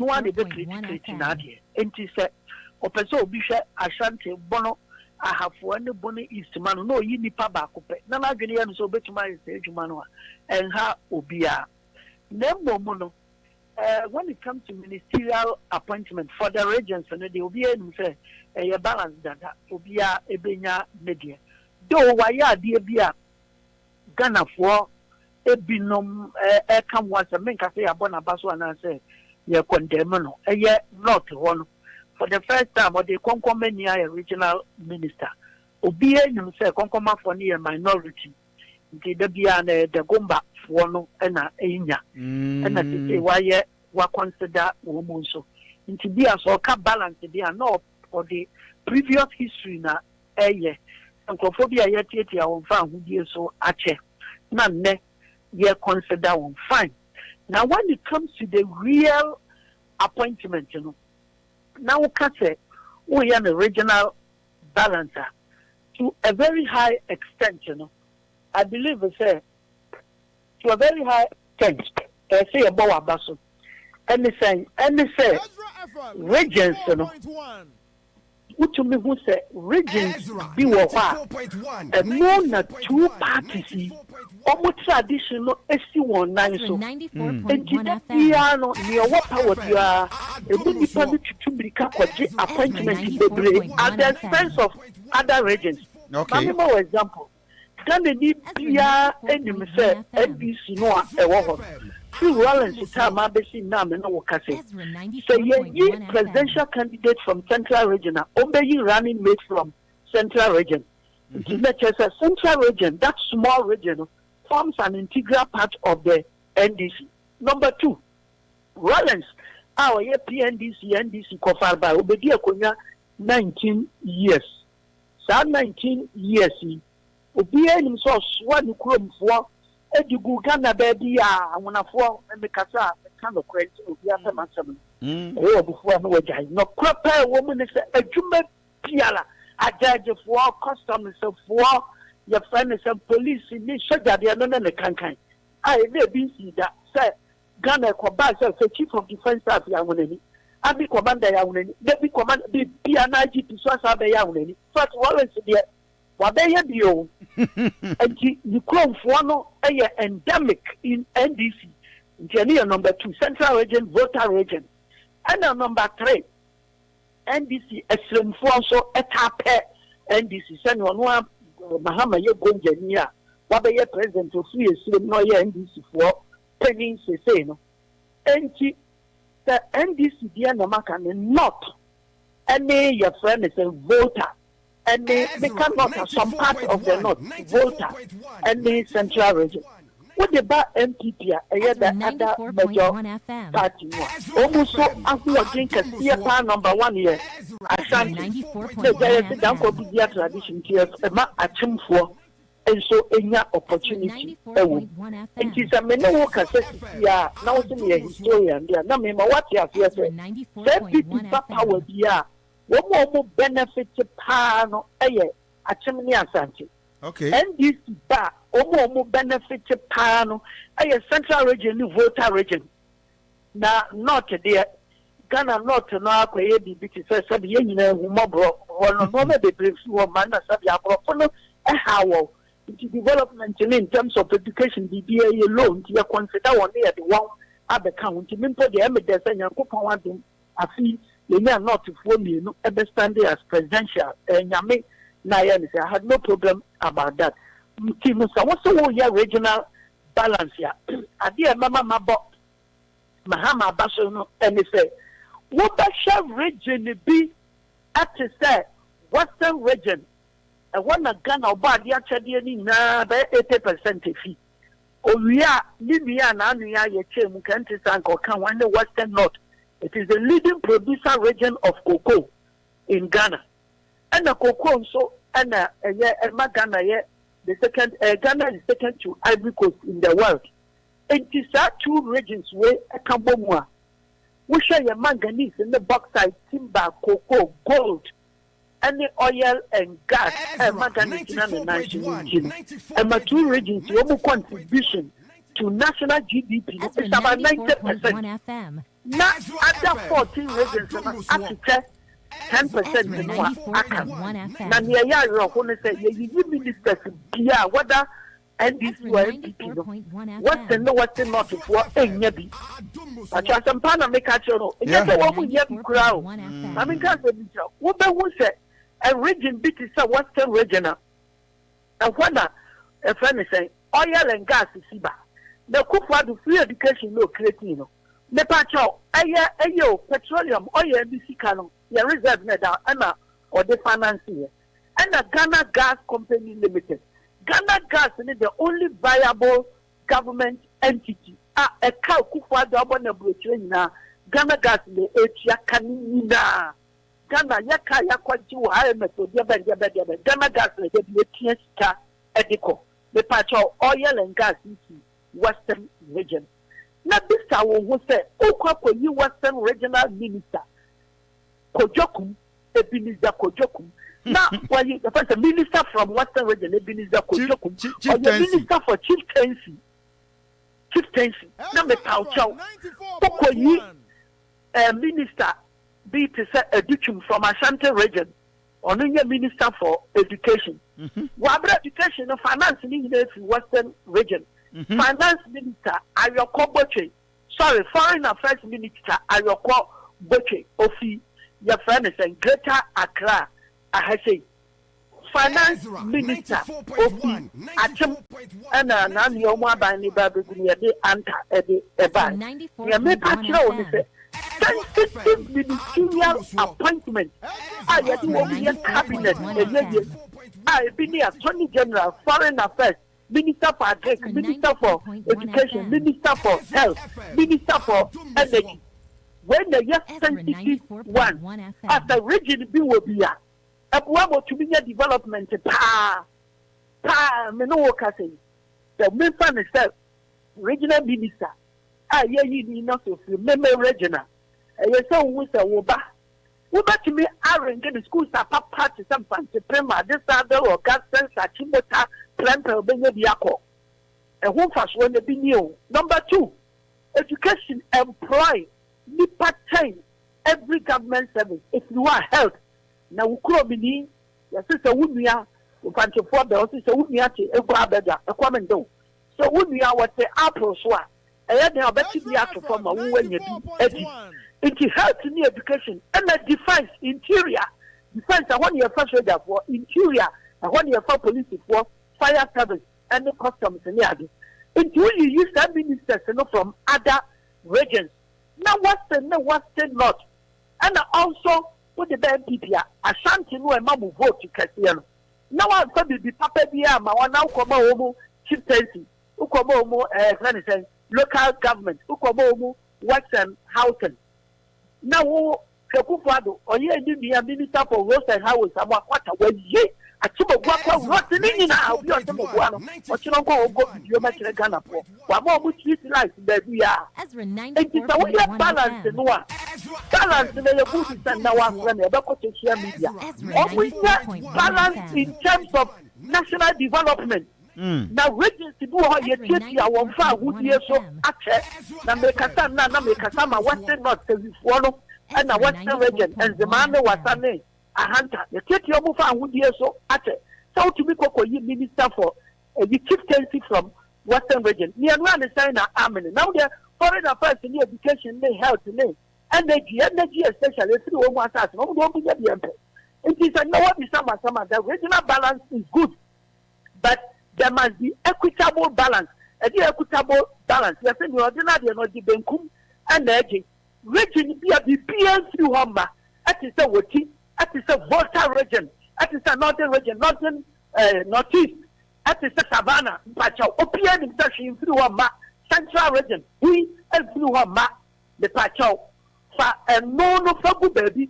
Number one more appointment to be a Sabi, OPN is any appointment to be a BPN will be answers in the peer disobedience. I want to say, yes, into OPN is a wood year, a certain chrono, a wood year, a certain chrono. And so Bible so Benny Airborne. Then you name said, Minister be a minister, and so your minister be a minister, or minister no a chieftaincy, and now pause more.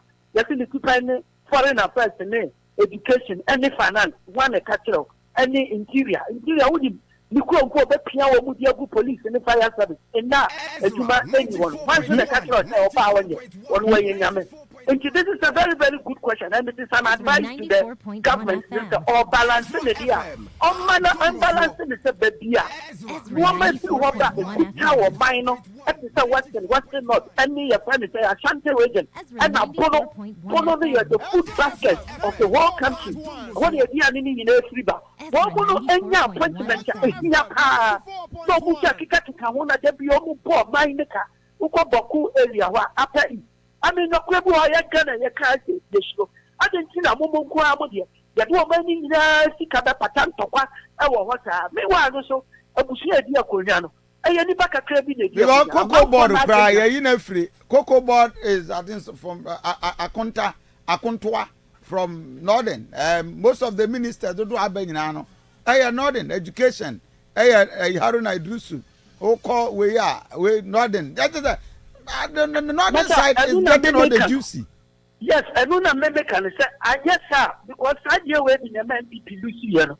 When the man Santa Franco Twaban, so we share a kufa the show who could Ezra 94.1 compare the bit is a many chrome offense system can be there 4 times. Can they be answering him? Now a court is that offense any high court.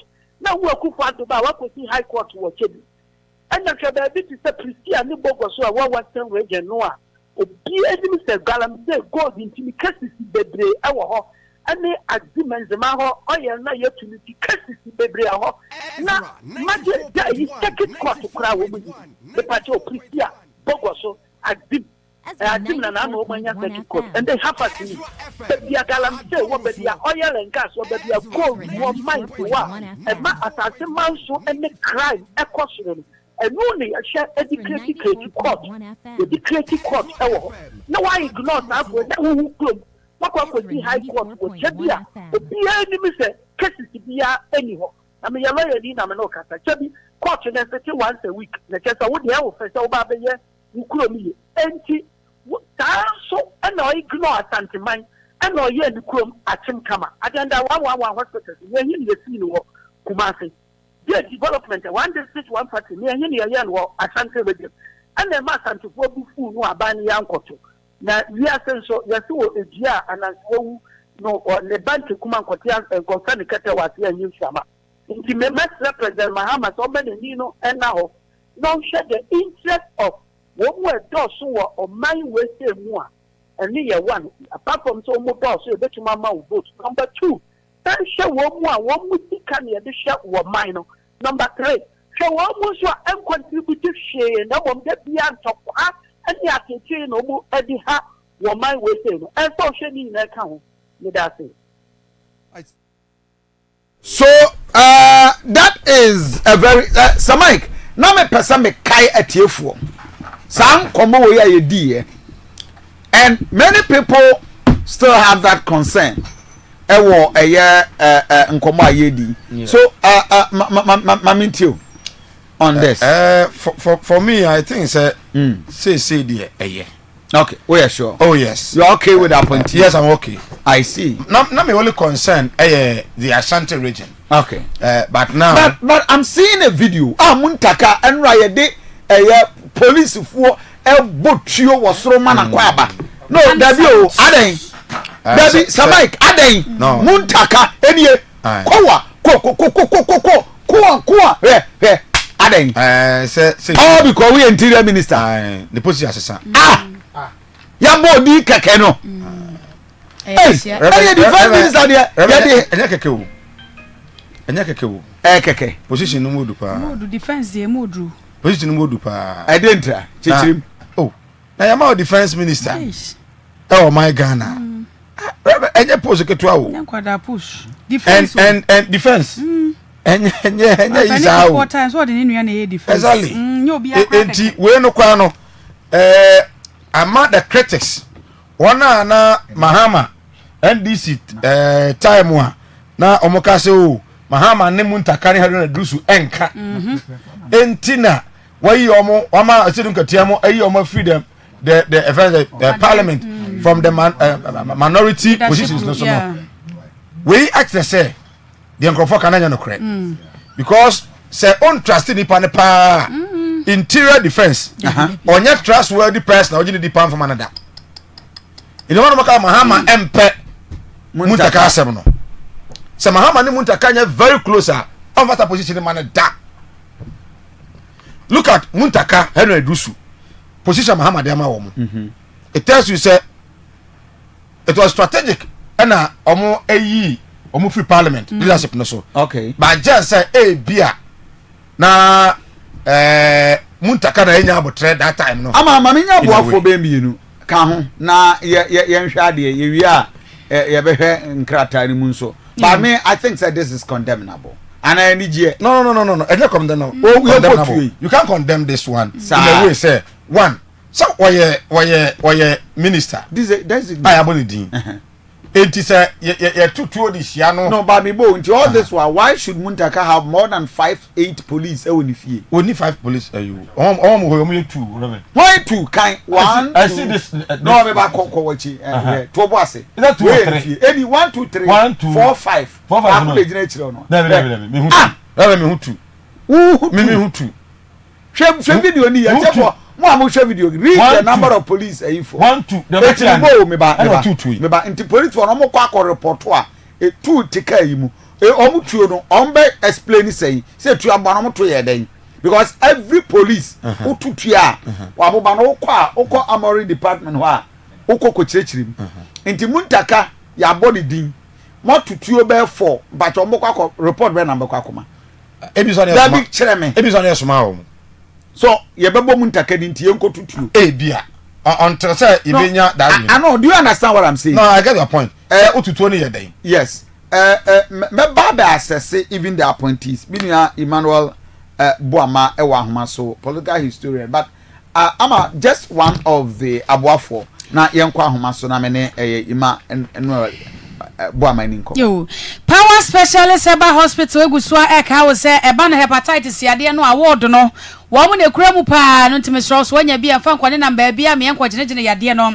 fa ko na wo mu nto ase emfama hepatitis say A B C and D wo no magi award aso ye a wo mtibi tu sa yade na se no eye power specialist eba hospital de wo pa wo ene mu amanya enemu yade wo ye be ma na prostrate no eho aka kompo ene ha wa na so ba fibroid etete wo a ene na eye power specialist eba hospital wo de no bebre abadwama so a enye na ewo pharmacies ene herbal shops ahodo mom herbatin herbal mixture ene ne powder no da sani bia da entwa nyade ansa no wanom bi da ne da no bi na immune system no enya hoden enkuntia yade jiri herbal mixture no eye male vitality be ma bia wa hotoso no no wo be ko sinanim no timi apempem amia ma mo pia fodi a ene na eye jiri herbal mixture na wie pe se wanya malaria ene fever wa poso ya oya wadro no eye dua ya herbal malamix eno ana de betu malaria no ase di obo wa emane sanka cough care herbal mixture edoa ya herbal tonic no so wo ma wasiesie e de amade oni appetite ya ne moja so ate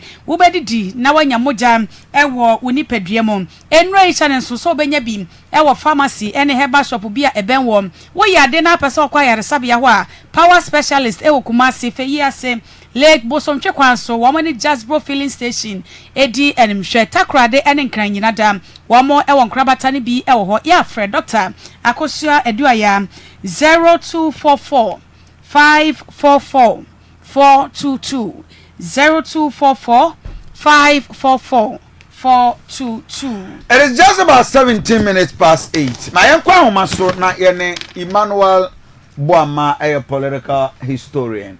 Na ba economy ensumua nani di achiri pa. Over the years, he was one of the hardest critics of the Nana Addo Dankwa Akufo-Addo's government over bad policy, bad choices, and bad decisions. John Dramani Mahama is in power. We hear about 42 ministers on board. These are the people who are going to believe to be changing the fortunes of this country. Are they hope for the hopeless? Ima Ezra 94.1 Ezra TV. Kofi Asante Ennin, good morning. Morning, Minia. Na bibi aboko there. Nyanko Pando. Can we rejoice over the team John Mahama so far what for me our the early Ghana enemy? Can we rejoice? Very difficult question to answer. The fact is, share what is the objective of the government, then also achieve. And then we tell if he has the people who will help him achieve that. Then Machiavellica, the end should justify the means. So once you define what you want to achieve, then everything that helps you to achieve that is okay. And so far, the flagship of the campaign was a 24-hour economy. The question is, when Ben Sona or more select to almost achieve the objective?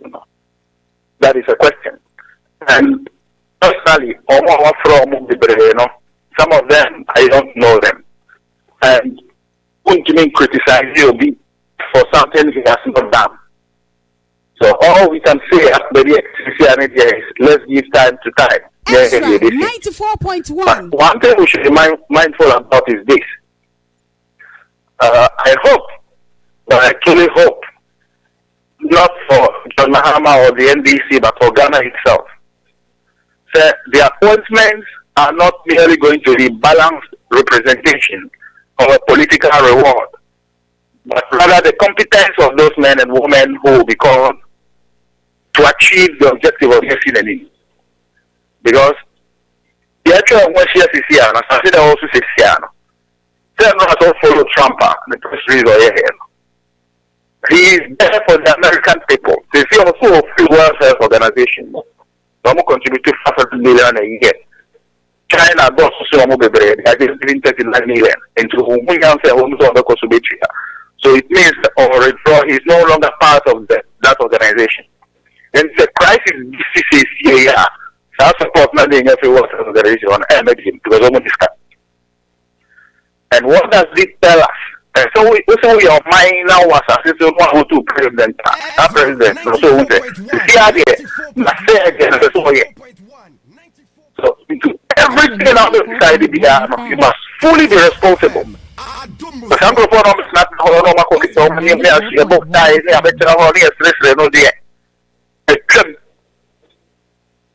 so when you get people who are going to be someone, the competence must be there. Because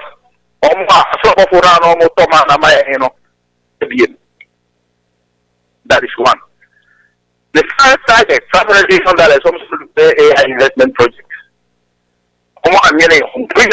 African come. Maybe another than young couple. Maybe they will not come to interfere in our affairs anymore, but it's also true. Every single person that will be appointed to head the ministry must be competent, must be results oriented. And can they do it? I think we cannot be to that because they think so you have more chance and let them start performing. But what I hope said that selection was really based on their competence. People who have been in the trenches, when the brain gets tough. Maybe that allowance, you see, I have white in the camera, I have not camera. And then the whole nation will be in for a brutal awakening. So, yes, the decisions of John Dramani Mahama for the last 94.1 FM. But let's say about 3 weeks are airbase. Ezra 94.1 The city dollar no nothing has been done to it. Egusumpu air kosro. Ye can be cry amateur afini ebe start here. What do we see this minister Atoforsen and advisor to the president said on economy to be doing? Well, the economic impact of the almost 13 days in a year cannot be felt. because economy does not work that way. Unless maybe sure you have, but we don't have those men in Ghana anyway. So we can't pretend anything from our 14 of September that they can do miracles. No, it takes time. There's the economic lag time. Even whatever decision will be taken, even if it is in the right direction, the impact will be felt from months from now. We don't have it immediately. The state of the city now is the result of the bad policies of yesterday, not of what they are doing now. So, that pressure they into the fact to almost say, I think it will keep going. But so far, they have not done nothing. I just say, Ghana gaining revenue. Actually say the city is attractive. People are looking for the city outside to come and buy something from Ghana, creating cost. And that is my fears. I know the musician in Ghana because if I guess I will be in people for someone that was not the case. The point is they're not more yet. And then more and we try to be soft initially as a phobia. And then later we realize that these guys don't know what they were doing. Okay, they didn't know what they were doing. From a phobia to be only they're not more yet. Because because that's a mobile near the mouth. Bomb, that is all that they were doing.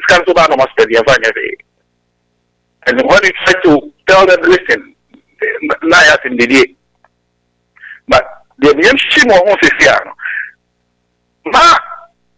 situation shouldn't be said the NDC is just their version of the NPP. To hear friend for that, to hear friend to force, but they're not way and other way so bad. Say, young people say, I'm found friendly. Young people say, the carrier could be no. Everybody and I in some way. And I was stressing that they should separate the Ministry of Finance from the Ministry of Economy because they have a crop. Okay, and what this nation needs is an economy. We have an economic crisis. We don't have a financial crisis. Because you probably said my end. And the moment I was saying financially you are sound. Because even though to me they give money to someone and we're responsible and say, okay, we don't have a financial problem. We have an economic problem. We have not made this country attractive. Neither our resources or nothing. Even you say, we are not those adding values to the state. And determine price. Adding value. And that is not what this station is. And above all, those things are not renewable. It's not anywhere. And the moment that you are not attractive, they will move somewhere else. Okay. And you know, question say what is to say when a young one here is almost Ghana is the largest producer of gold. And England and Trump. Russia has much more gold than even China. The only thing about foreign gas and China is that we're the first country that are looking for gold free. And I don't come off and come. And you say that was Obia. And it's not money in that because timber we don't have them in abundance anymore. Like we are going to be seeing. Those look at the cost of extraction of gold in this country. So foreign companies are more. Yeah, it's to me extracting gold here. Okay, which means that we are level now because they do as an African. We need technology, very expensive one. And we don't own those technologies. So just focus to economy on those natural resources. It's totally wrong. So we need to put this country in a position say which may produce be it in a break. I think that is the only thing we can do. Because we are late in technology, we are late in industrialization, we are late in everything. The only thing we have a competitive advantage on is agriculture. Because our lands are still fertile. You will see a bit of irrigated. And of course, mine and not say in Sionibi. But to be frank, I think our water bodies are dirty, but they are not polluted. Because you are analyzing the level of contamination of chemical elements. So you can and we protect it for some few years. You need to make our back. An advantage our Western countries need because it is here, farmlands in a poison. And the governmental policies also discourage agriculture, large-scale agriculture. They are discouraging it. They are paying people not to work. Almost to talk amongst sitting in every farmer in them. And those who are owning the land are not allowing them to farm. Why are they doing it? Meaning, most of those people are heading to Africa. Normal their farm or normal harvesting, normal in the long run. We can negotiate, take it up, farm what they want, and sell it to them. This we can do. And this is an economic activity, not a financial one. And this is a separate economic ministry from finance. Nothing is going on there. We are not going to see a difference. I guess, yes, NDC with NTP with NDC in TBV, no. And yet the mere fact that another year President Tinama Ghana go bad. It is what they were doing that made Ghana went bad. Okay. And they said, where is the now say they know for that or Kobobi saying or say they be free features or Kobobi saying they got crude oil or Kobobi saying they got gas, Kobobi saying the results will be the same. Because the same thing that they were doing, and we can't keep on doing the same thing and expect the results to be different. It will not be different. It's the appointment now.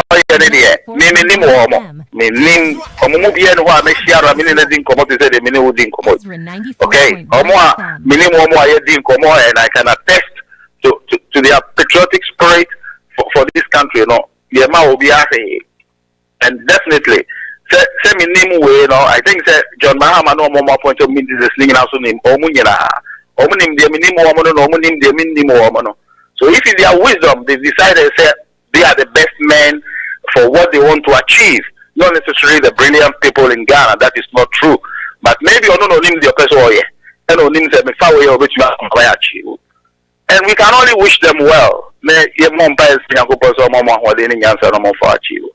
if that is not the case, and the prototype of governance, young Kotana meeting, I see young TV videos, young Bobisia, near Fanko gas in Fan power plant, and I say Fanko go to Yaka, then we are heading towards the doomsday. We share the concerns are Ghana for areas here, the business community. How best our regaining or more loss under the MPP administration. From the year when Yamfa ministers and Yamfa the posture of the government said they were CFRA, would there be a way out at the Ama businesses? Well, first of all, let's define what business is. And I have a problem with that too. Because if business merely means saying important money and I think that those it's not business. Yeah, I don't think it as business. What we need to do, and there is a saying, the knowledge that has brought you where you are now will probably not take you to where you want to be tomorrow. Meaning, it is time to have a fund for solutions that are the brainchild of the Ghanaian people. Okay,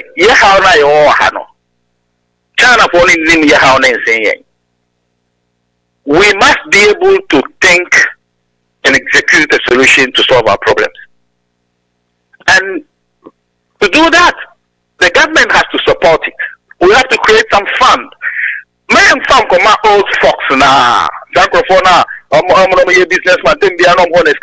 it shouldn't go to them. It should go to people who have never received a dime from the government. Let's give it a try. And so what? There is always a sunk cost in the programming of any business endeavor. There will always be a sunk cost. What the money pattern? Okay, a more 7 and 8 could be 2 and 3 this is on the first war battle. It is a success. Let's press on with that. Okay, but say I say okay. When any friend is saying Zoom lion no company there someone is carrying their home. We are not solving anything. There is more first one there on there. Apart from some of the what have they done? 1 FM. Ebe kwa koya petition ni branded on the teacher kakra so many attorney abori na mkromo. But I was so mad. Sisia, the komo bebao 2025 heading to 2026, 2020. A komo bebe we are sankasa because of some policies other countries here. Because yankasa yo kromhano. 32 million people. To me, not we are not able. This amount for never complementing mine. And no, I never say, you to me produce yadia. Okay, this is a cockroach body neighbor. You enjoy technology side in Toncha, say, let's leave technology aside because we are late. And above all, so a comedy war, a comedy. Obey the Okako Genesis Okako develop the technology. That is technological utility. You cannot do it. And these are facts. An empty stomach man is not a good political advisor. Obi a come no tufu. Futo de bemo wa futo no benya bibi every of us. Anya de bemo ma na konenim. So we first must try to solve our feeding problem. And by solving that, because you see, we are a lot of countries are at war. They don't even have time to farm. They are thinking of producing armament to farm. If this is other crisis, and this is a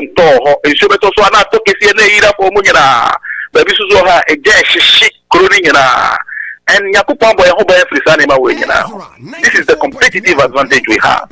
We need to bring and make agriculture attractive. Okay, nobody wants to farm in this country anymore. During the First and Second World War, because and they were able to do it. The women were able to virtually feed the house. And the training of women are not equipped to that. So the BBC says you go one more far 10 tomatoes I want to mean yadiane. So koto joba ko ro ho akuchu I want to mean na wakase ko akudu abanchi. And a society like this is doomed to fail. We need a complete paradigm shift in our way of thinking. And the government must spearhead that. And we need entrepreneurs in that respect. You know, say, your man is 200 million of Uncle Sabola. And I say, man, 700 million of Uncle Krabi free China. That is not entrepreneurship. That is the easiest thing to do. And to be frank, because I'm not seeing any of these things. President, Independence Square man inaugural speech. No, be suggina and check catch and sakare fire for West lighting in a babidum. I actually no mokotna or no mokoji $90 million. The cocoto light crude oil. I been lasted only for 11 days. 11 days.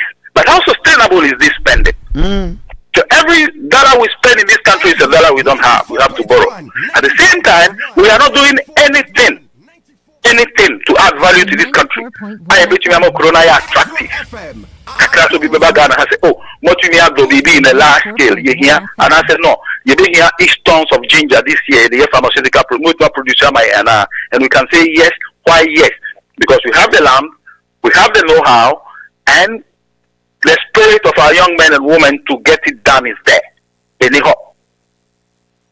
You see how they be company na fair condition boom na kasa open workers. Boom amount for Baba Salai. Never prepare to come about farming. There is BBC. Why? Because we have not made it attractive. And that is what the government has to do. Minister designate at the vet and was say all schools mobile food to feed yourself. Is it a good idea? A Greek minister designate or say schools are who war my Ghana now. But more master tell you fool now Modia feedy one casamoho. Is that the case? Would it a good direction? Well, that is a declaration, but the question is how. Okay, it's how he's going to do it, and it is not up to the ministers or the master declarations. It's up to the minister to fish out entrepreneurs in this country.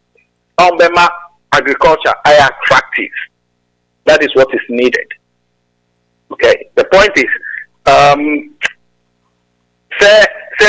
currency, no, I appreciate it against the dollar. Say, when you way, no. I got the president, the minister, the national office, not the pen of science, if you not consider the consular, not consider the miracle. That is not the job of a minister of a president. It's the job of the economic actors. So we need people who can go out there to China because people are home consumer. Now, when you say China to turn South America, no more farming, no more harvesting. China because that is what they need. India for you go ha. Mitamani farm of Kintampono or homo to turn Sasia, no more have more spices, no more harvesting container, no more the co. In some countries, they are doing this to save on their water because almost you not a mukromo, I don't know, no moment to find your farm. So some of the farm, and some of these, also, industrial activities are polluting, So the only way out is to export their farming activity, externalize their farming activity in a third-party country. But that kind of arrangement, it impoverishes us, the host country. The negotiation can be different. In a sense, okay, we can agree on the price, maybe set future prices, and we stick to it for some years to come. But in exchange of that, some of my equipment here, some of my scale here in advance, they produce for let's say 5 years. After that, we renegotiate the project. So it will be up to us to take good care of the machines to make sure that 5 years in the now the machines are still in condition to produce. You can do it. Yes, me here box at me here go. Okay, me the amount. Me bro, make me do bro about 7 car all this kind of money. Mr. New Year, I'm see the upper 100 the amount, but part of the agreement, the amount is me produce what I sell to. Then I bring revenue in my country. I mean you be then.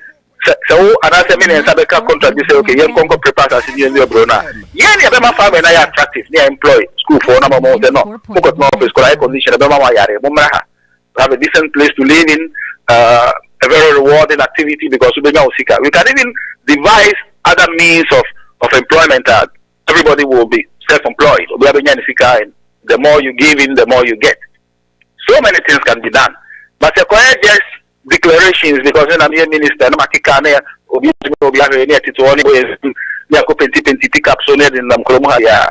we are not going anywhere. And the seriousness or the gravity of it is the international environment. Also, you're president, you are the leader, the father of that country. Be responsible. That is the message Trump is sending around to all the nations in the world. And it applies to us. Because the only country is a shithole country. So I don't know fire. But man and I to fleece robana the it applies to us. This applied to us. And marketer, Jedinia Owojum, the business person, the ordinary woman, I would tear or pay. On your day, how should you also position him or herself with this new administration? Well, there are certain things there is very little they can do. Okay, that is why at time we must be responsible. Then go to be the 50 cities because you have to abandon really too many show being someone. There is very little we can do. Because the policies obey enacted, it affects you badly or positively. And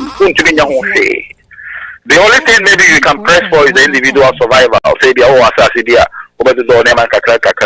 but that thing, there is the big cost we are saying. When you say you jam our central government, you say we need to say the production of energy. First, now railway, those capital intensive kind of investment ensure the production of water. I think another central government in the net. Because and at the years to meet your return on investment, so name one. And you need a kind of political stability that crosses government. Because government bako but you know worker. And the next say abide NA. The see also so there. Sani money no. Eco private individuals so. America see the production of electricity for the sustainable of data centers for AI. Companies in Ankasa investing in their nuclear plants to generate their own electricity. Okay. And when we get to this stage, and they are not government, to be on to Obama Omo, so they do what they want. So they can own infrastructure that yesterday belongs to government. Okay, and he said,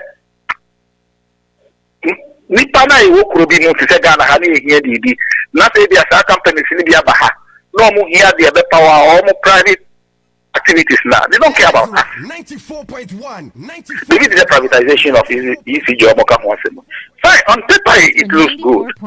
But what is the end goal of the government? Is it to make profit or to take care of their citizens? The moment you privatize ECG, you take that control away from the government. Private company is in for profit. And for the whole medicine, so be a bill, which is rightly so. Mr. Mayor didn't say so be a Ministerial bill. But I walk first can or hands on the to your mobile. That's what Moko Juma. And also Matthias here. Juma no way. Moko Penny. Moko Pen way. Some Kodo. No Kodoria. Okodoria. The name of the Dubu and Okoton. Because they all create an economic model and you put this reality in the model and you try to analyze it. Any continuation there. I didn't see the office. Chinese government sometimes say, "Omoya product go China," or no government nankasa is subsidizing the sales, the production and sales of that product, and leave them into foreign markets. Even if they have to do dumping, they will do it just to create market for their product. Because the producer be do chrome. No one to near found crossover board and uncle first came from Bontia Macroning. Let room of phone quan and Chini consumers Adiana. A discussion right pocket, no yash or left pocket. Only a day, it doesn't add wealth to that country. Okay. And that work, CCA, is the work of the government. Or some selected companies are government way back to home. And we don't have any of those companies in this country. Because when we are rising up, doing nothing else is come almost and this is what we need now. This is what we need now. For example, the embassy say, we are singing around, and for so many fans, almost they're on Ezra 94.1. What are they doing? But can we use them as a vehicle for trade and produce something in this country and tax those guys to create market in their host countries for us? Because the consumer had the consumer abroad baby. Because of immigration, tropical citizens will be a baby. With the right guys and the right mindset, we can create parallel markets for ourselves. And this calls for a new way of thinking. The old ways will not help. And when the going gets tough. But I get your camera that is not what we need. And we don't care if it is send people in and NDC in the results will be the same. So I only wish it's too early to tell. And I guess it's too early to tell. But Yamaya home for the next 6 months and we can reassess them and see what truly they are doing. Emmanuel Mensa Boma, I'm more than grateful and pay. Bibini I'm a sign at Safro. Thank you. Political historian and economic watcher and Amotesi and Edin Command. Hi Ezra 94.1 Facebook page near Ezra 94.1 official and Ezra radio and answer Aduanaba Kofi Asante Ennin page on Sabe can search it engine boxing from the Facebook page watch a video I like it nothing I a part of it voice note kakraba yemfa voice note kakra so you MC show the video of the vetting now yemfa voice note kakra so and twaso yeah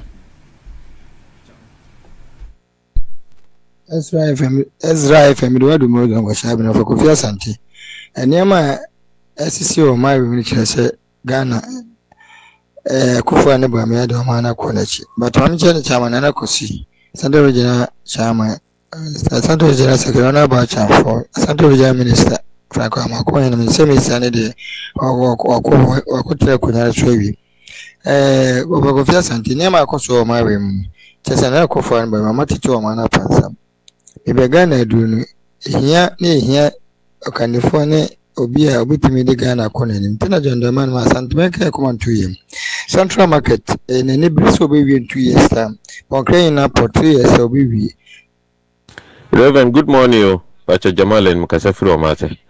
Reverend Eddie Kama mencha incoming mayor Ashanti Kumasi Kinzuba amema na chena mensera NDC mpanyimfo ene omampanyine mahama se esera na wamfa Kinzuma mbra na omra mesisi Kumasi na omehwe Kumasi na Kumasi entumi entumpon Reverend MPP for ase omunsua ade dawo niemo omulusu ya nankasa omuntie ya omadwene so ombesua wo deputy defense minister amanfo awu interest for say obe di eno omobedi ya ono odi aye politics na we kwaka say na we kwaka say na we kwaka say Omo abusuafo na omo ayiwu no omo tie wo omo ina etio na omo ntumi ya hwe omo amaka to ho abato obeduru omo tie o se de na obi koyiri sojin ada ne ani Ghana na muru efi mo ho na se muru efi ye wo Ghana ha ya na court judge mo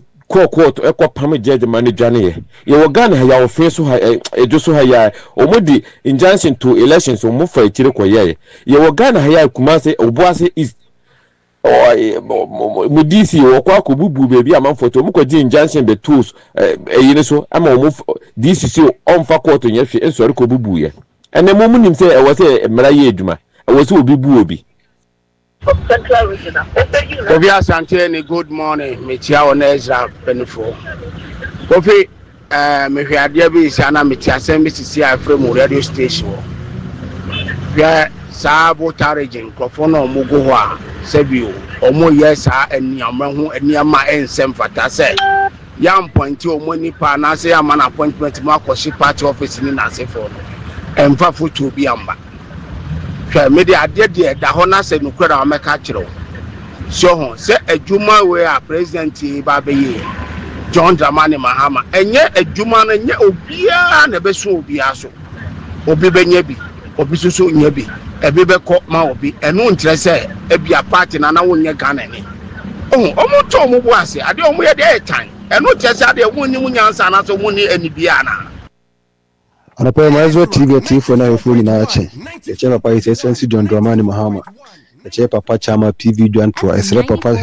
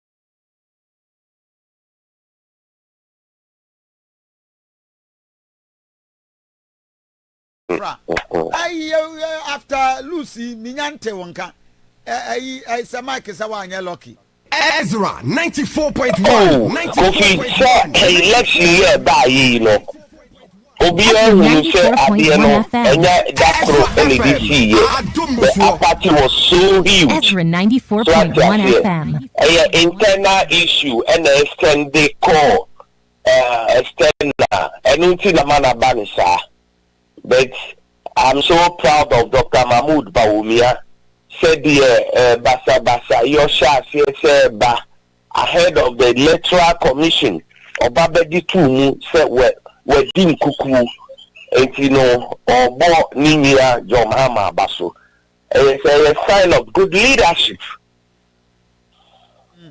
But ayanra yesika akopa Jomhama chawma apia stadium num prevent o ma de si mensia de na ayro Legacy, me Copana Chow say Medina Temana say my bonny chrono. Oh no. Near Koba and say, oh, me my what being chair with you for. One will say a demo, a didn't say, Many John Mahama, a wasem. Your call no Gracie, I went, me call me Chano. Oh, sir. Oh, yes, no Gracie, me call. Na yen ya no mo NDC for no bi no ene fie nyansa omuni sort ase enra akwesi de me kra no ma nya ma adwene se ka me ko first of all ba obi a okotia na nya hwe wan ko bi de fi se won no wa asem anti wan po de ranka wonya ready san ka wo sada akotia Ezra 94.1 now tell for bi no okotia no wa akotia na obi de fi se won no wa asem 94.1 FM Ezra FM Same kwa akotia no ana Kofi Buati ya no we boy wo Flagstaff House director of operation wa ko ho Kofi CD COP na ka ya no boy dia is that insult no you see say I DCOP National Security Coordinator na COP ya director of election organizers director of operation organizers Juma e Flagstaff House ana Kofi Buati born e tira o say ma kwan mo mimi mechia jo mahama enti there was a boy the friend no na poku on shams on pene ma mechia mahama e wa na young guy the onu su name no Raf onu su baaye on pene ma mechia mahama na msi mahama pass 24/7 e wa na Pia Stadium su baaye so there was one nice military officer I think so a colonel Osinana, we know you. Ignore these people, men create unnecessary tension. Also, my woman, go your way. You know, me feel hono, and I me dry hono, me call ye. Na me Tiana, what do I gain? And a man Tiana, what do I lose? It's about leadership. So I say, na Kofi Buati, or no Kofi Buati, na no liba me fee. And he said, I'm on your seminar me, I never regret supporting Bawumia. My son to my who he has been 94.1 and then my normal year penny for that. So no, I cannot sit down. 94.1 Ezra FM let me do a Chinamo and they have dedicated me. Kofi Ministerial appointment I am the boy under Mahama. And the CEO, what's your Santini baby do one? Kofi, what to be a come many was here for Monte. And I always stand for Asante mine. It is a me can't wait. Now all no one also NDC. Eti Mahama Bana Mamin Kotiana. Eche kwa no bi be ka tell so no one kwa do pese me ba be kia no. Say no ye look say oh yes. What the No. I know the you feel me anybody and I respect John Mahama as a brother. I respect him as a president of the Republic of Ghana. After all, so yeah Ghana yeah, edi be coming it's me bon pay say na me wonu be ko ye. But that boys, yeah, around him. Now, Kofi Buati. You are not even ashamed of yourself. Kofi Asante ashamed of himself for what? Of instructing them, say, and my moment, and my name, and I'm a channel, but I'm go down. And I say, me channel, but I'm a diamond. So I say, and I say, me channel, or the man is Chicago Didi. I don't depend on him to survive. I'm surviving. You know me. 94.1. 94.1. And I am not a beggar. Ezra 94.1 FM. In fact, numbers of the people. Ezra 94.1 FM. You see, and I don't want to mention name, but Kofi Asante should be ashamed of himself. But this is wrong. I don't know who attack Kofi Asante. He instructed them to misbehave. So I say. Apia Stadium, good morning. Aduanaba, Reverend Memoache. Kofi Asante no kaja mse apia munkobo na bombo awuro ho ka unika ka ukwako. Me pacho, Aduanaba susuye intro no, listen to me. Jataba se utie mi a enye achima ene adwoma. Enye odidie no no breni. Jataba me pese bi bisa onsem mi esa se. Once again, me check you for the other four. What you make as the TV kakaka we see radio. TV the will be your commissioner. A car for no bro. No man now one day inspector general police. Now can say who did dinner tam kakaka no pan up a busho chromo. The infant out in it who say of people watching a man short say Nama Pokuni appear said in the domo and Kataba Yedikai Duku ano ya commander na ni Kofi Asante region or commissioner. Duku MPP mano airport here I was domestic airport. BBI on kwa watchman. Ezra 94.1 94.1 Duku Kofi Goso. Ezra 94.1 FM.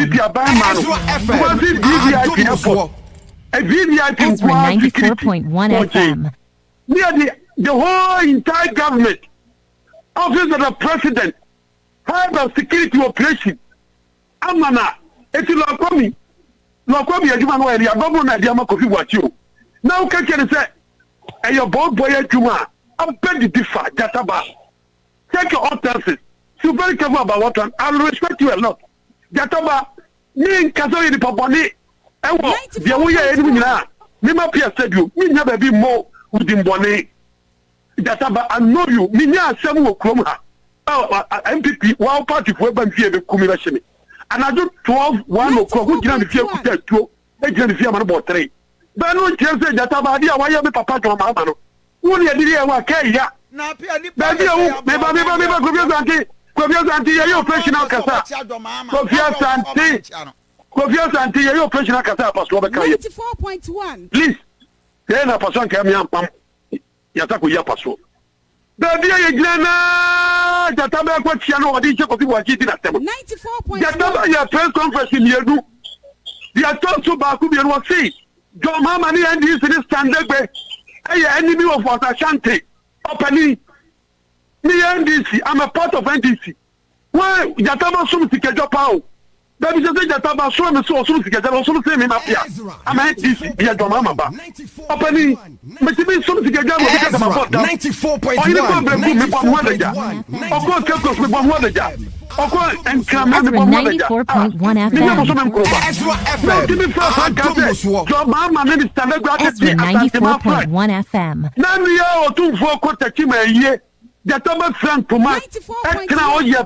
Right, that is Apia Stadium and Jataba Kofi Asante Ntokwa. But yem free and commerce. A lot of talks and a echo so, a lot of vibes and a echo so. Manfasta Tibisa. All the questions that we need to ask, and the question is, yenso yedi ebe bada bein. Kabore. Bibi aboko there. Adom Mompaibo. Ahwe Yesuka. Right. NDC Mabuna Asante region. Personally, I'm just not happy for you. Okay. Because as a the likes of Bruja Jemfi, the likes of former deputy regional minister Bantama, your friend is simple. Oh, my Paddy Tuntumi. Debbie Bantama, no Bantama constituency, no a deputy regional minister. Okay. Yeah. Oh, some nice guy be. And the okra. The Yabapon Cosso Namana fin, a shady trimi. Presidential former staff PV or being okay, the PV forget now so be vie for IDC and interest where we choice where appointment to and you're vying for you can choose to appoint the person say Ukrano or vie for about the wire that is what we are talking about. Kabore no Abbas Nuruddin Kwakwasa Fweje, my own brother Kwakwasa Fweje. Don Kofi Asante Ennin. Fuga. I mean more you guy young guy Obuasi ni Miami Nuya Zuba. Yeah. Yami nom. I mean mention their names. Several of you guys. Dodovi nom. Staff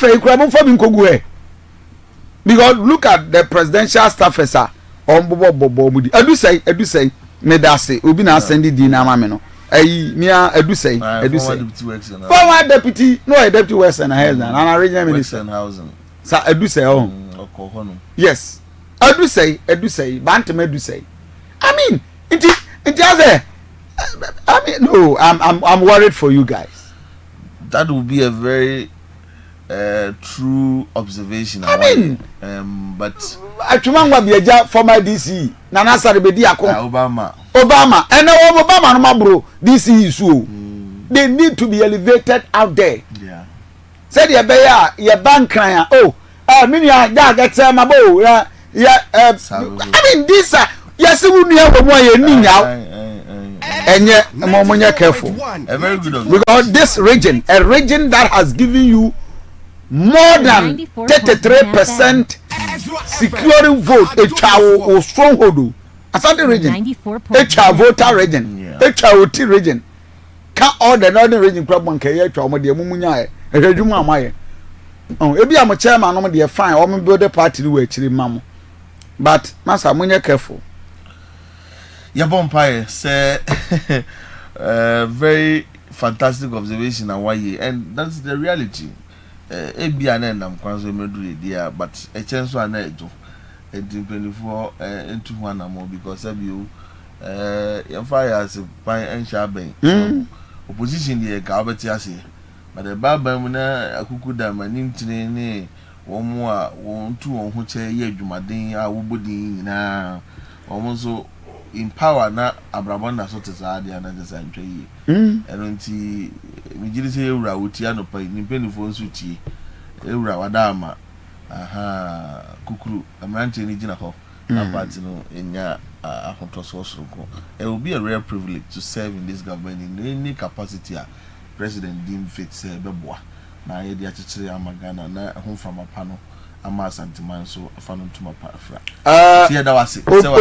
obi wo Ezra ye page ni so was say Kofi Mahama guso she eche cake no nti wo mo ntwen o menyo mo de but you see ye tete abetia na ne cha no voter region for I'm not encouraging say we should do that senseless approach say voter region cry ya mamu 4 voter Asante region kura 2 na mo makwa akwa party office all because munyanya bi mamu central then Ezra 94.1 FM omunira nto Obuasi because looking at the number of ministerial positions and a number of ministers I just say company na so de be adwuma no it means when hwe me am offer Dr. Samuel Sapon offer where an ambassador na de ma no or man ambassador man US oh no do the old man man US no bit to say Owura Chris Bodi Mensa yeah Chris Wedimensah was her leading financier. On our Adujama area who be mine Kokobia financier influence Nema Adujama City. I know him. He's a very fine man. A very, very fine gentleman. Chris. I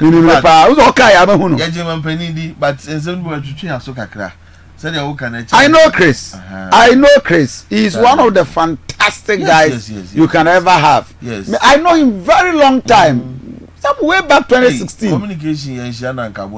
Oh yes, he's I know him. Patron of the regional community. I know him, and he has done fantastic well. And you know, Omanpeni Wadama. Asantema, we are not asking for much. more.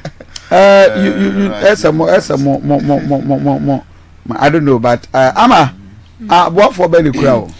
Anopa ma menkan for Fantasia IC hair relaxer Emma Manina kankani saloons ahodo no enwa na mo fancy wona mo fancy customers no eti obi wa hon ma o se hairdresser we ni nsa no funwi obi nsa no kunwi ni ade ade ya na nyo no ma obi enu an nsa no funwi eye niema ni product a wo de be ye utinwi no ene na be ma enwi na fu anase utinwi no akukuo eno ti sa opese utinwi no efu na ye kama wa utinwi ese ya ebubuo no pese enya hoden na oba wani monyam ene utinwi no ene monyam ne fa ne ntoma pefrade a ene na eye Fantasia IC hair relaxer nkupa eno ena wode betwe uti alo oil wom eno ntimese sa wode twe uti a ebo nwi no ban efri nwi na se ekwakan no nyina ebenya hoden ema utinwi no efo ye kama na enkupa pay Sonia Cosmetics ena ede aba adwama so wonu mokro ya na ede V1 deodorant aba adwama so ema ne mema ye de esiesie ye hom V1 body splash so e wo hono ma eno so nya bia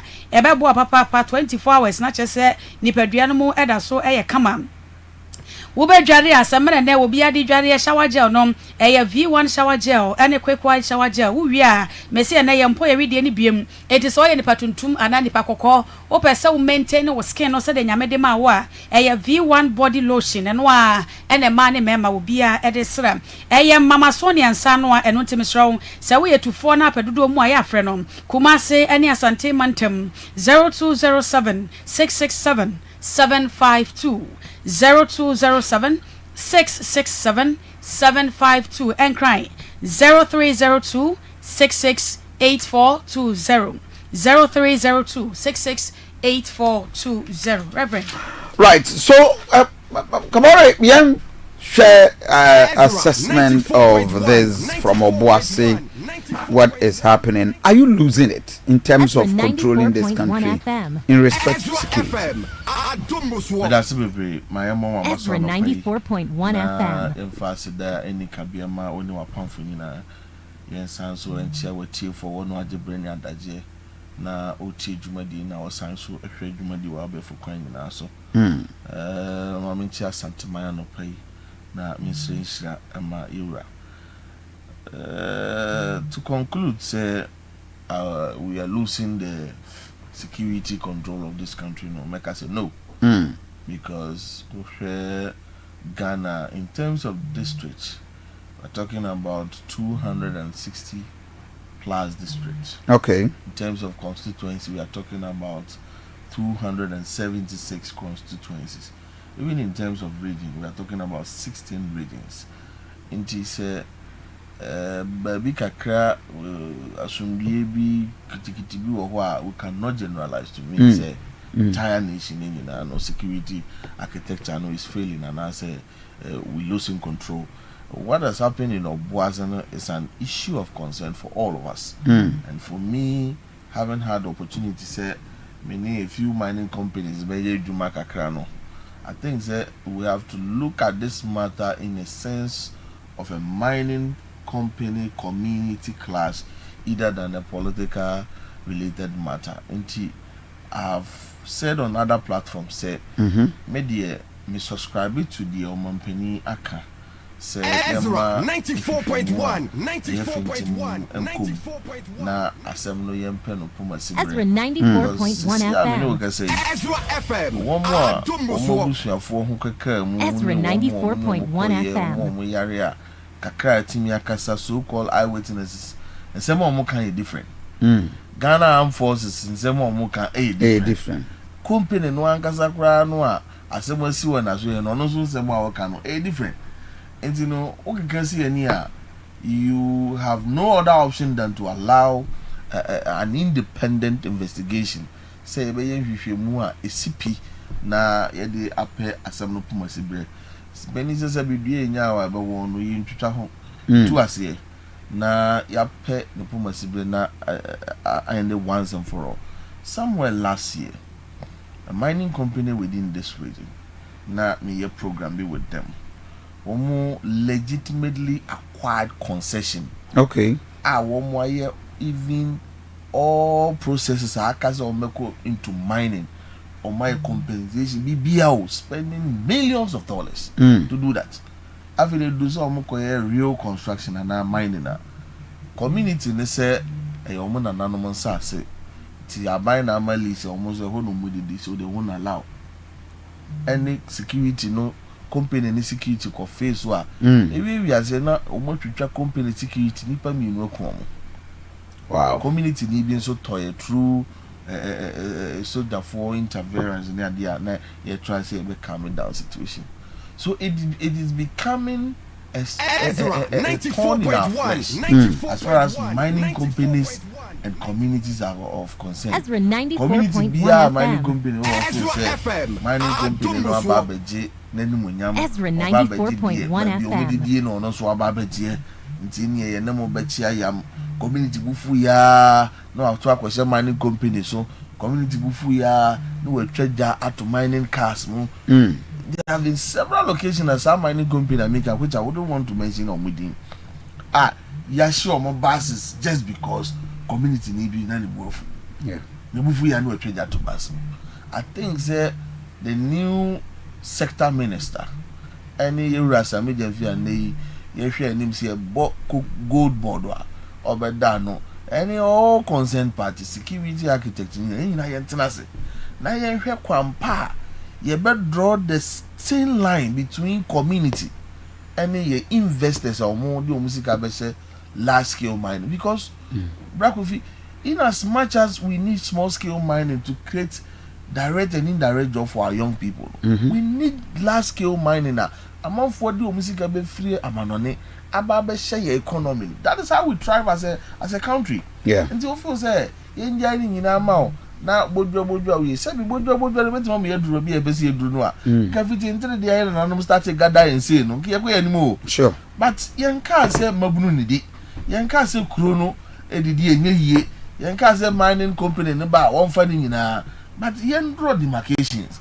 This is where you say abuana no wa say be so say be kronto we did copima so did ntwere so the mining company wo hie de o did be pempa free akọ hare de ye kire mabunu kwampa e betu sika kokwa yen se yen so ni yen sase yen so ye kwa e bretu mabunu so benya biadie Ezra 94.1 FM gidi se ye na sa mabunu be na adwuma sumbiem mining companies be your adwuma so there would not even be a need say mining company will spend millions of cedis to bring military people to come and protect their concession but me wo ba bia me didia me ma wo die mu no akofa soldier ni kura baba wo ho ban so waja say I believe the sector minister obai no on the security aspect of mining na how you bet chim no obia di lemu a am say sumbia ye hwehwe no ebede but with direct reference to Obuasi there se Ghana fo nyina no mbe ya dwene a yen twen kopem se sa hwehwe mu a bekoso no because it's early days yet you wouldn't know if it's the usual mining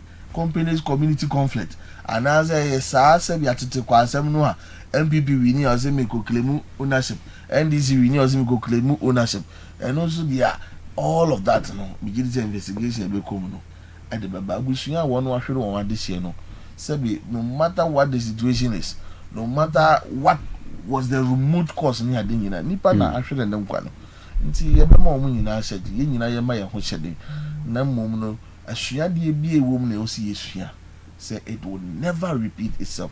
It should never happen again. Say obi say me kope manu aduane na yese wahwere ne nkwa ana obi say me legally entitled concession. They say the wasi ufie no obi say oba na who wura dem hon kofa phone. Emo mu jan say tezinje the oba be bu diesel. You know any panaja panie. So either you are going to the main pit or you are going to side once is within the concession. In fact, in other countries, it's dangerous to go to someone's concession. FM. Clear demarcations bar. Sabe kukuru ni jaya kekra no so be jai na amade ko nyina no etu atwa mabuna ewo Obuasi adwobre yesre adwobre true enkwatwere de atwere na inyina no yenhwe na yempa asam no pomasibre because twema mentwe na makoro wabo si ase obi ama no ho abotre na hwehwe mu asefata komu a yempa no pomasibre na yekoye nim no eno abetu yefote ne yenye said the NCB. The major concern has been the NDC youth party, Enra Vuta region, no Makwashi. Is it the party for no amoye leaders no Mrantiano? She I really a bent to be a the opeana. Well, me, I wouldn't say so. Because across almost every part of this country, we are having NDC youth without burning their own. Say, almost attack outside monthly. Then you are back to your own backyard. Who burning your own party?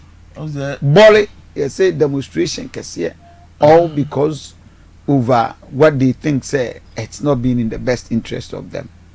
Sometimes to you say Ezra 94.1 sometimes we modern age social media people Ezra 94.1 FM. Ezra FM center of it. Okay. Ezra 94.1 FM. It has even nothing to do with the member of parliament. Oh, sir. There's rather one Alhaji Muniru be they felt say yes, sir. Was saying Onya appointment and all that. But I mean, you have the president from your constituency near you now, babe. Hey, how that you obi food then food. Woman yina ya frupe na nso minimum denti woman didi ano omoko ntwide ese obia de etwi ni minimum ese ministry ni bu ha muodu ebu owo aso a de mu nse de so wonya de emu odu mienu kra te works and housing ni interior yes obi a wakwa transport ni it is also the president special aid to the president any member free that constituency and I know honorable Suleimana Yusuf Ori a boy member of parliament even Alhaji Boniru they will play a key role in this administration sabi nyina HPCN wenye intino ayede abako fo bi na obetana chain and politics de yenye nkase me ye na makatua wosoro wo gide wo heya it's rather unfortunate say sabi metoda na ye pese ye ka ebua say the challenges with sometimes the ravages of our young people, the youthful exuberance of our party base limited to just one political party. But I'm happy because I need the NDC and I'm the Huapaso. So you can't need to hear anymore. Ezra 94.1 Maybe the message and say Ezra 94.1 FM. And now say vandalism has never been Ezra the best approach to 94.1 FM. Say bibi enkoye mawa bibi nyoda. In fact, as we speak, NDC is one of the most successful political parties in West Africa. Yes, one of the most successful democratic political party in the whole of West Africa. What makes it so? Because we share nyema ye from ni baby ebedru any ye respect to democratic credentials near there. Let's say kabima mi kabinu ye nyini a ne sa ye nyini so a ye ti ase. So I will employ all our base and at all levels of our party, being youth wing, whatever, who will displace the beer. Let's use the Jojo approach. Oh, before it's to say I had a central a party Nakuma until only person senior bentin there. People have been financial. Never Buama say anything. Before so on side of the story. Ni yache. But say Kobaze, Yebufua, Kakaya one yen seno. Yakuma to a young one near home, near Titi and Moremu, near Saye, Yebusafu and near Senwa. Not just say you two and no more me, you said to me, no battery. And it's not limited to NDC. Other political party in the AC or Musafum, but said the Mediga Kayano. Ye, who drew don't know why honey been said. Let's not resort to vandalism as a means to register any displeasure you want.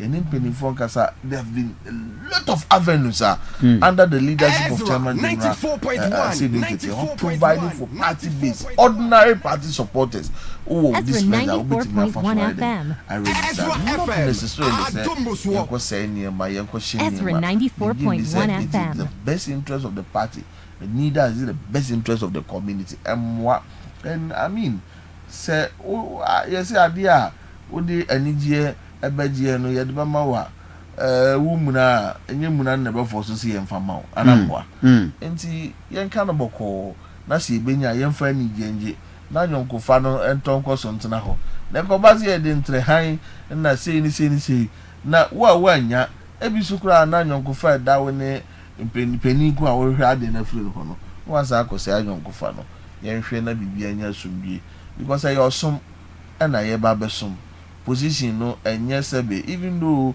ofin hu so say no an ede no an nam osum no aba be sum no hu awe no eno so be so ebe ma abrabo mu koso abade nanso say ye frɛ dipa mra no mmesum ne enye mmowudin a adenti na chinchina chi a wo prese ye ma mmesum se praku na be ye really sure amatias ye nanso ye ma ye mrakuni no ama ne tumi se wono kwa ni obi a obetimi akase asumasi ana obenti bra na besumi yewura mampani John Romani Mahama onye yimu yewura mampani John Romani Mahama. He understands this country from a holistic point of view and even a unique point of view.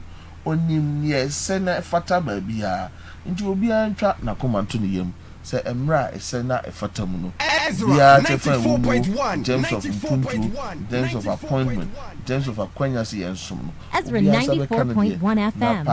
Ezra FM Adumbuswo. Yeah, appointment. I mean, how Momobi ehu 44 up, 42 completed, 18 yet to go, which is deputies, probably a few other positions. I mean, are you guys satisfied? Dear me are very much satisfied and no pay me person me so na me the boka ni mampani John Romani Mahama baso keeping his word because oba pro se Ghana fo nyina bo se odi nkunim na osai me Ghana mampani a edadun na ya edi anim kane no obepa na so afo nyina bo ndin ama ehunu se adwuma no time mere ni ho se you be wasting time. Father, I believe constitutional provisions allow president a latitude of about 3 months. Say obeto to near ma yagui anamebwa. Yeah. And this will be within 14 days. That means he has kept his word and he needs to be applauded for that. But 14 days and run 14 days. And run 14 days. There is no single region in this country only a regional minister designate. Sure. And now 14 days, there is no ministry in this country. Only the minister designate. Deputies there. It is no constitutional demand. President no one has okay, I do my high, Mr. Sesso. Mempo be now okay the boy for Niwa and a bed yet. And it's presidential discretion. But as we speak, there is no ministry in this country. Ezra 94.1 only minister designate. That means he has kept his word. 94.1 FM. Yabona baso say asema okan no sabi one thing to so and to for man san fan techrema amfa direction of the appointment and the caliber of men and women at papa no assembly so they on be adwuma no. For me it gives me that pleasure. Say indeed this is a journey towards resetting the economy and the general system of this country. Because who economy and nay or reserves, your kind of paper so different. Na ya brabo so different. Who economy or growth, paper so different. Ya brabo different. Inflation, paper so different. Ya brabo different. Then you are getting a new finance minister who says, let's not just look at the micro, let's also look at the macro. Na simultaneously, no. Ezra 94.1 real case scenario in the people's life. See, I can't say inflation, papa dia. na ye kodwa mu ampempen so a niema bo koso no e wo se ye hunu si ye ka se niema bo so ate a ye kodwa no ye godidwa e wo se ye hunu si ye ka se sabio CD no so anya hoden a adwadifo o mo so kwa no 94.1 o mo so kwa wo so mo ye de o mo hunu na nko ba se we are doing some fictitious work all the time. There is a certain ascending in terms of growth of the micro, but when it comes to the macro, Ezra, you don't see it's resonating with the real life situation. And such Ezra a person that 94.1 in the room has some of the fine brains we have as far as finance Ezra and government policies 94.1 of concern. That means Honorable Kesial Atoba Forcing obey your finance minister. Say things will get better. We'll turn the corner. He has promised us. So within the shortest possible time, we should be able to go back to single digit inflation. That is plus or minus 2. Yeah. Mijiri say it's something we can achieve. Wakachira and say in his first budget, Bibi to say e-levy, Bibi to say betting tax. Any other idea you can't what's in. He is prepared as finance minister. See be ye free ho na akumuhanya ye hwehwa matimamfo no yede bomo. If you have such a finance minister, no timi yes sir, natimamfo no krom ho mo a, the rippling effect is that the masses will support, and I baby aban bi ti so a onya the masses support no omamu no kra nya den. Enti I believe that it was a fantastic appointment that Ura Mahama or Yemaye energy. Obra Abdullahi Jinapo Senior say all kind fine brains in the energy. She abra na osumbwa na oye Ura Kwabra Donko deputy. Ezra 90 Donko kwado ma otumetum. Say mreno so na preso ye ya obe na odi ni bo sheso so. Abe Kwabra Donko to maintain income. Say a generation. Mama Obenya bibi. Obenya bibi na bichemu but mo bi shenu kura so obenya bibi. Ba do nya hwe. Onyanya hwe. Enti oja adwuma to abrantie be substantive plan. He was able to take out from the woods. Emma Dumso became a thing of the past. And yes sebe ambo number fo ye ba ye mfie wotwe eno masa betwe ya bra boko ye chi a and the preso asamba krum ha obi a wo hand over a new government. You left only 48 hours of fuel to power power plants. Enti nano aka no de ne edibegum enye mahama o mampani John Romani Mahama and strategically o take swift measures and then it can be a nationwide blackout. Even with that swift measures grano ye nuanom da so potem ba bia o mon kan ye no nyina so we nyina no kire say we need someone who has been there before or this system na say no betimi take us from the woods. And with John Abdullahi Jinapono me da because I know he will deliver as a minister for energy. One institutional Ghana for nyina ki e ba mu ye buo when it comes to the justice system of this country, a ministry of attorney general, a ministry of justice and attorney general's office. Senior, shall somewhere by between the states Ora to forcing and one Ora Jakwa.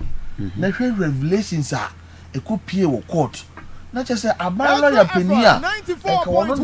Wodi enim, wodi senim, yedem raye Jumaten, tin ye Jumani adeno. After you say wa kwada won chendi fixing match lawyer. And I say we wure one of the member of fie you can say and you know kura you poma tari e fatanche that man I know will face the full rigors of the law. But when you cry the infana 720 bringing obi to say Dominic Ayine Akutenga to the limelight from deputy under Mami Marita Brew to a substantive minister Neno gives a lot of room for hope. Say Obia no one need that flicker of hope. Say the justice system was independent, the justice system was credible, that revered institutional losing the credibility, no? And then South Woning have regained their trust and believe say now the past glory will be restored and justice of this country, the justice system of this country, no? Even your good footing now, and yet who knows the lawyer? It will be who has the better case. And in a society where we determine cases based on their merit and not based on who you know in the law court. That is a just society. Me just say timamufu nyina no many be say omone sa system no ebeye adwuma. Honorable Haruna Iddrisu, as versatile as you know him, no, I was not surprised.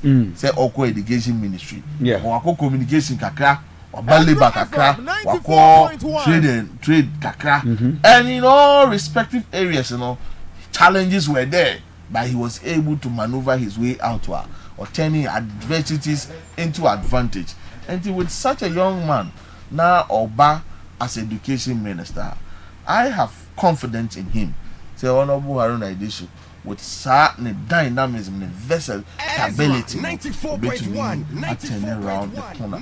Now challenges kakra and a way education system between are moving to a better point. Asante region NDC SMO call GS head warehouse. GS. Yes. Oh, there be maintain sir. Oh, sir. Minyantia. Me find out. Some moment in be akubu alcohol lock up or warehouse. I want lock it up. I don't know be for be through Ghana. I don't know. Well, Minyantia. Me find out. Eti your body din apẹ ene one omompani or nyati with match even though pending approval of parliament. I think Sandra Nyumrekwa no mbobo nso mbe approve no. Anumre no a one omompani akwatena se ankomodidi mu a ya release 200 million Ghana cedis akoka enuane no a na ye distribute ndi akoma GS say baby aduane nanso ena aduane se be nkwara na omutimi nemu de bia. So when the diversification of omoduane no say betimi ena omundi by rekakra ni ade no 200 million Ghana cedis has been released to GS say omundi be complementing normal supply. When him say can him be ne say back wa ye bo kind, we will not centralize the food supply of the senior high school. We will not opportunity to do so much. We will not also sit and look at Hans Akimbo and watch headmasters be and headmistress be diverting what belongs to the case into the account. And the idea was to strengthen a monitoring and evaluation. Supply chain, headmaster, you were given this amount. You were asked to supply A, B, C to Metro. Metro, no, the Eduma. Palanonia, Adriania, Holding Pawum, and now we monitoring, continuous monitoring is the key word here. The focus, the emphasis. Said the Baya, Ubia, Bayana from dear, no mining teacher here, and almost no. Okay. So, right. I am very optimistic. Say, mantem de sa asante mantem. Bi de ya bi awia ya tie unu amba no show ni bi. Antena ni omo maka. He, nsem ni bi kwa to the extent say obi say wakotua 15,000 nkoko soja ya amfa no nipa kro fa ni sika ma no onfa nti wodi soja di na bad. Man ko say o makosem every day she does. Yes, na meeting. It shows nsem bi ani atete sem grofo bi ton job opportunities. There is some truth about it because by anywhere we see where with Honorable Mutakamo Barak as interior minister, teeny young people like Wasante Mamua, Womope Sojako, Omupe Posiako, Omupe Fire customer kono. Major Mefos Asante Mayari Atabi Atenede. And then the days of say who got to 150 million.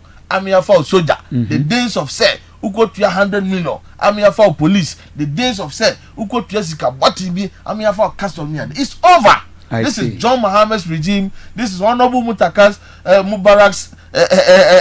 time as a sector minister, and this is the time as Santi Mabunu Ebenya Jumani Biaya.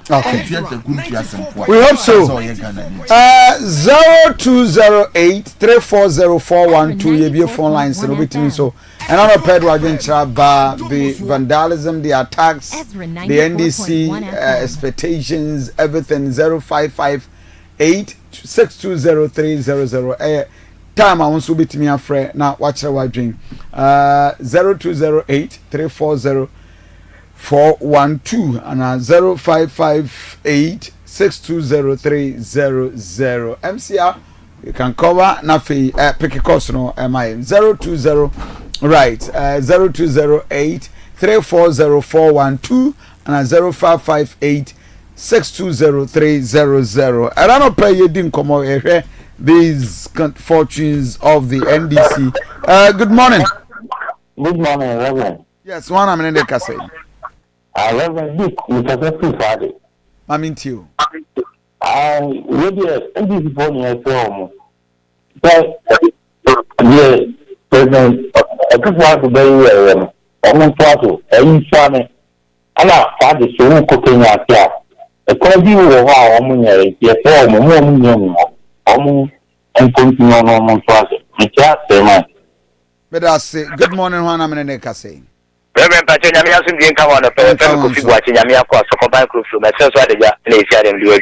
That means I knew Juma Obo. Now, Reverend, you are working, and I say, I, Metiasia, Michimu Pan, and say, mention them, they will Muntaka, position here, I, Minister of Defense. Interior means okay, interior. Okay. Yema appointment now. And the president Yamano. Yamani mo any juma. The president John Dramani Mahama Joseph Waya dear. The same with the council say Juma so you woman 1 year. Now be my friends to say. Make us say the other down no. And you only will be a prior. Say the reason you saw make I say to interview. And you Juma could now woman Juma na say. Mimi Kofi watching and me qualify to my apply online. Any near cake, I want the more you buy.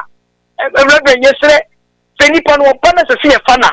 Young funny near yan say on also, ye didn't 10, you know, we have a cano. Sanya money and a coso.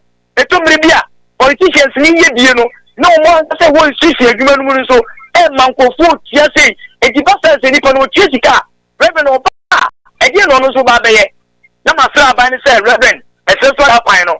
If we throw queer point in a double man, and I was a region time, I'm from on Tumbina, a binding Kenya Mayan, not the next generation, and after the next FSA, election, I was sent to I send you more food. How do you make NDC? Let us say, hello, good morning. Hello. When you? Good morning, Government. I don't mean you. Okay. My core, Indian American, then a free and tentacle. When I say, former president, I know about the friend of the journal, Unity. Now, we know by the mother from a Yumami, we know one that only of water from a PC. Mate. Mr. From a soul family, I mean in Zuba, I know by man. What number maybe I want me? 1 FM. Maybe I want number what place in me. Ezra. Number we are. I na make us say one friend see me phone personal line so baby I phone the crowd me who baby I phone o voice keke na me tia me pick course no into the airport. Aha, where studio line is baby I want you different from baby I. Okay. Yes, good morning. 0208340412. Good morning. Good morning, Openi. Yeah, one I'm in a say. But your friend, man, say, because a free bantama. Mammy, you. The board president, Abaso, ministers are where you need to Yura, Mutaka position on the amount. Now, you did now, so as you're bantama for Yura, somewhere do say, and as Santa Forman, you're bantama in your IABD and this. Do now. It is so good in the over. Long rasa moya do say it in my now our bread party no you feel lesson and I'm more to the first security 7 near there. Upon whom more than be brave. It is best said on say more known today my. Let us say the next caller. Hello, good morning. Good morning, sir. One I'm in a say. Itacha shaidu kanuni kasa mi boya basopa ato kasa free hin kasa free so ita mami ntio itacha minister sha yi nana misa Kofi Buachi so position there city Pacho Kofi Buachi director of operations in charge of security at the office of the president. 94.1. Yo. Fall for 0558 620 300. Good morning. Morning. Yes, sir. I'm into you. I'm more about your papa, and I'm not going to be sent to the Glendy Chairman, and I'm not going to be executive. Now, it doesn't mean that I'm a problem. This is something ready. You're not going to be now, if they are my own, I'm a problem. Now, for two parties, solution, they are kept not the care, or not my own, I hear from my side, the other city, that evening. But I say, hello, good morning, one I'm in a say. Good morning. Yeah, whiny. The Jimbe, Kwame, Sapun, the Catafri, Kanasu. I'm into you. Oyaposha, Reverend, only say Mike, any of the Funia, Ezra Funia, Senior Poshamuyedu.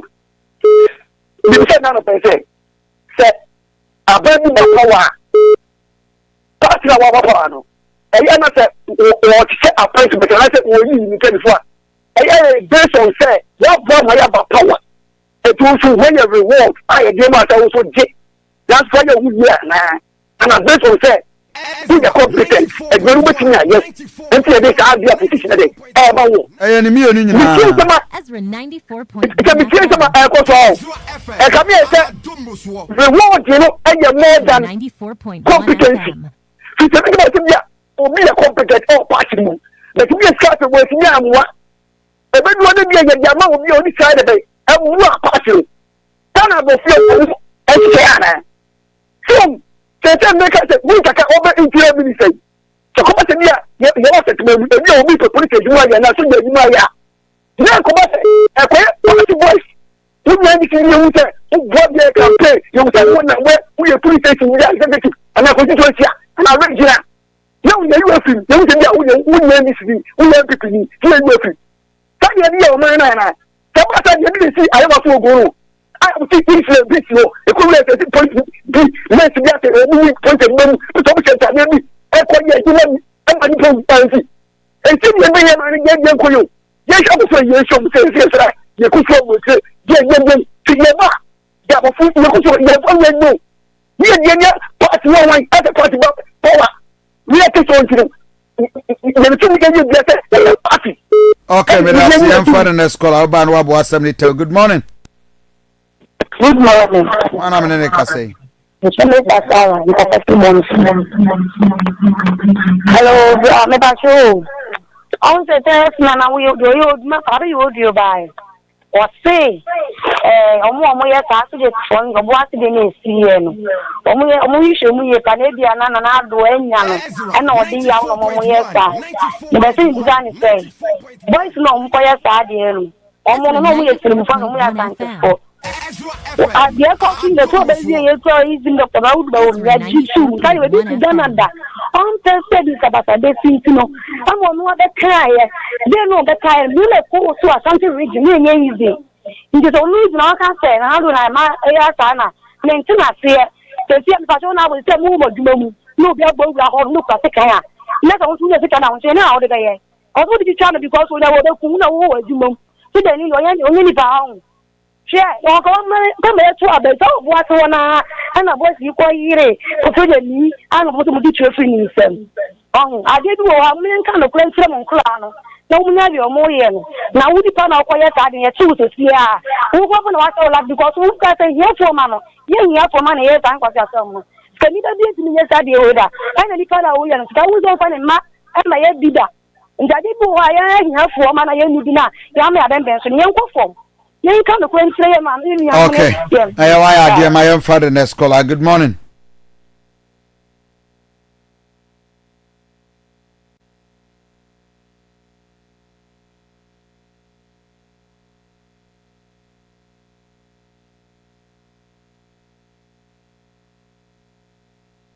Uh, 0208-340412 and 0558-620-300. Now also wait me AFRIFA.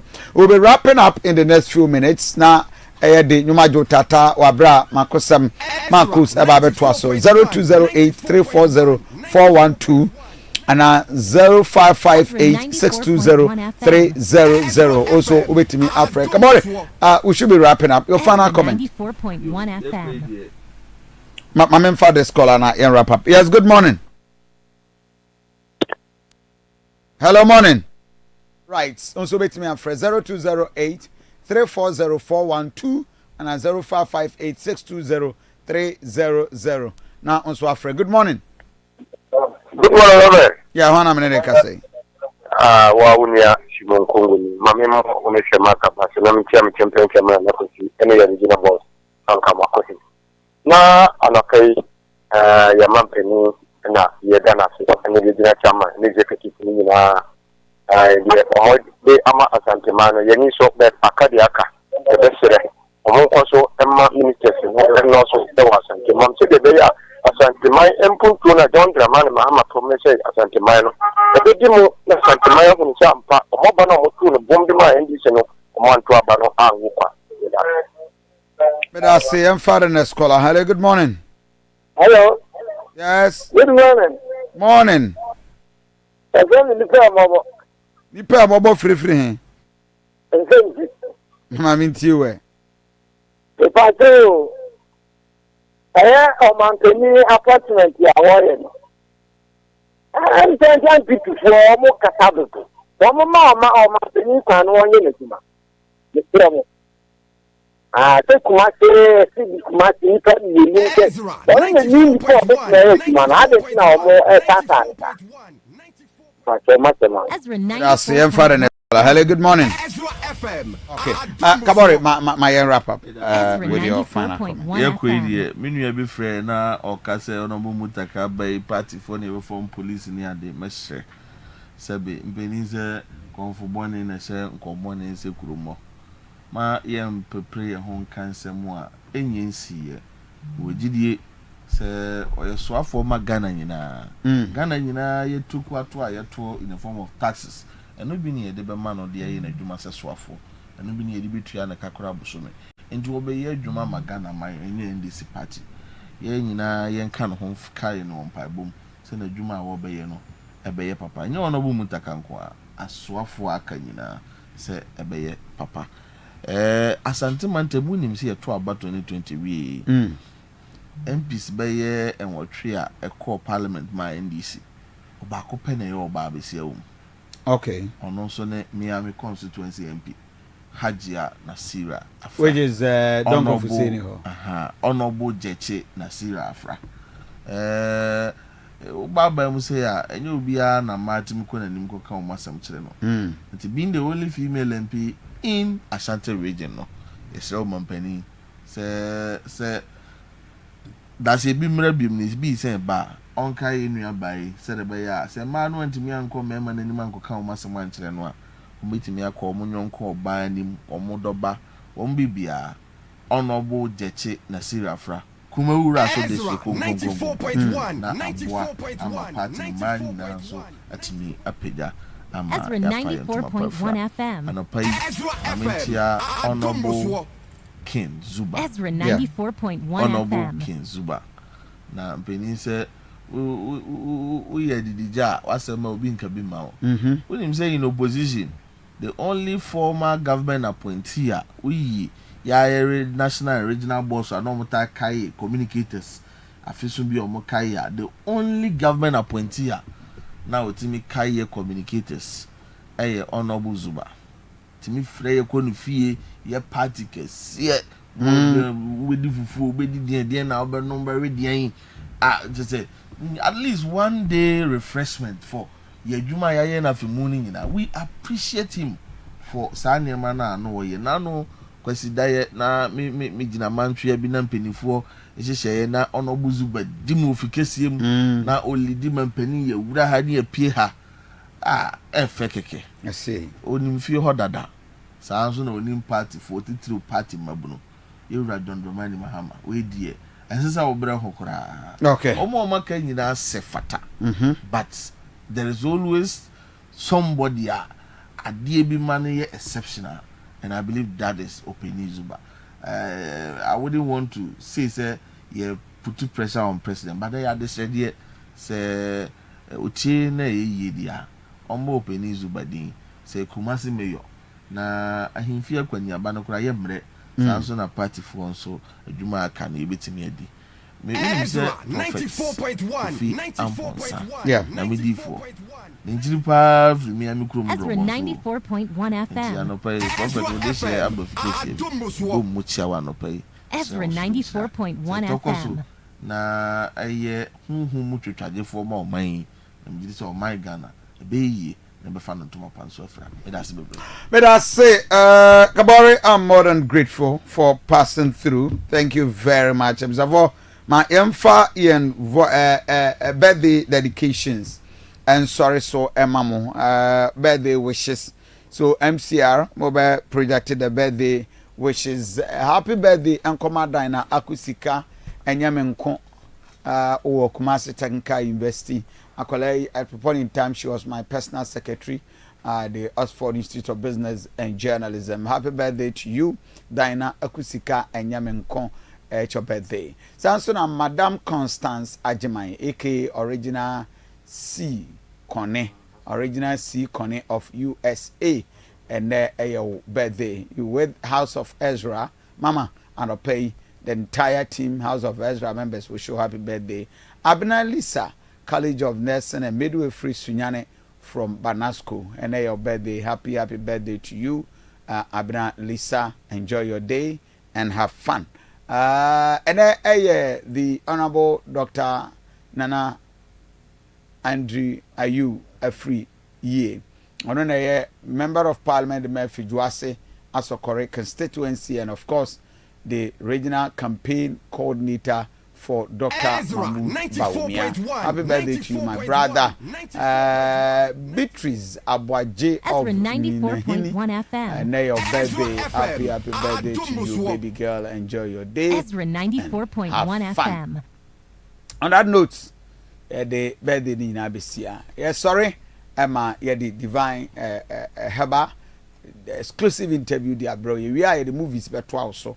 Sanso and on radio at the Nyum Edjo Tata, who is Dubaku Bewanama Coast at Transe at the Ayamakosam Abreu, and very exclusive and for a video and free. Good morning, Ghana. Good morning, Asante Mai. We are grateful.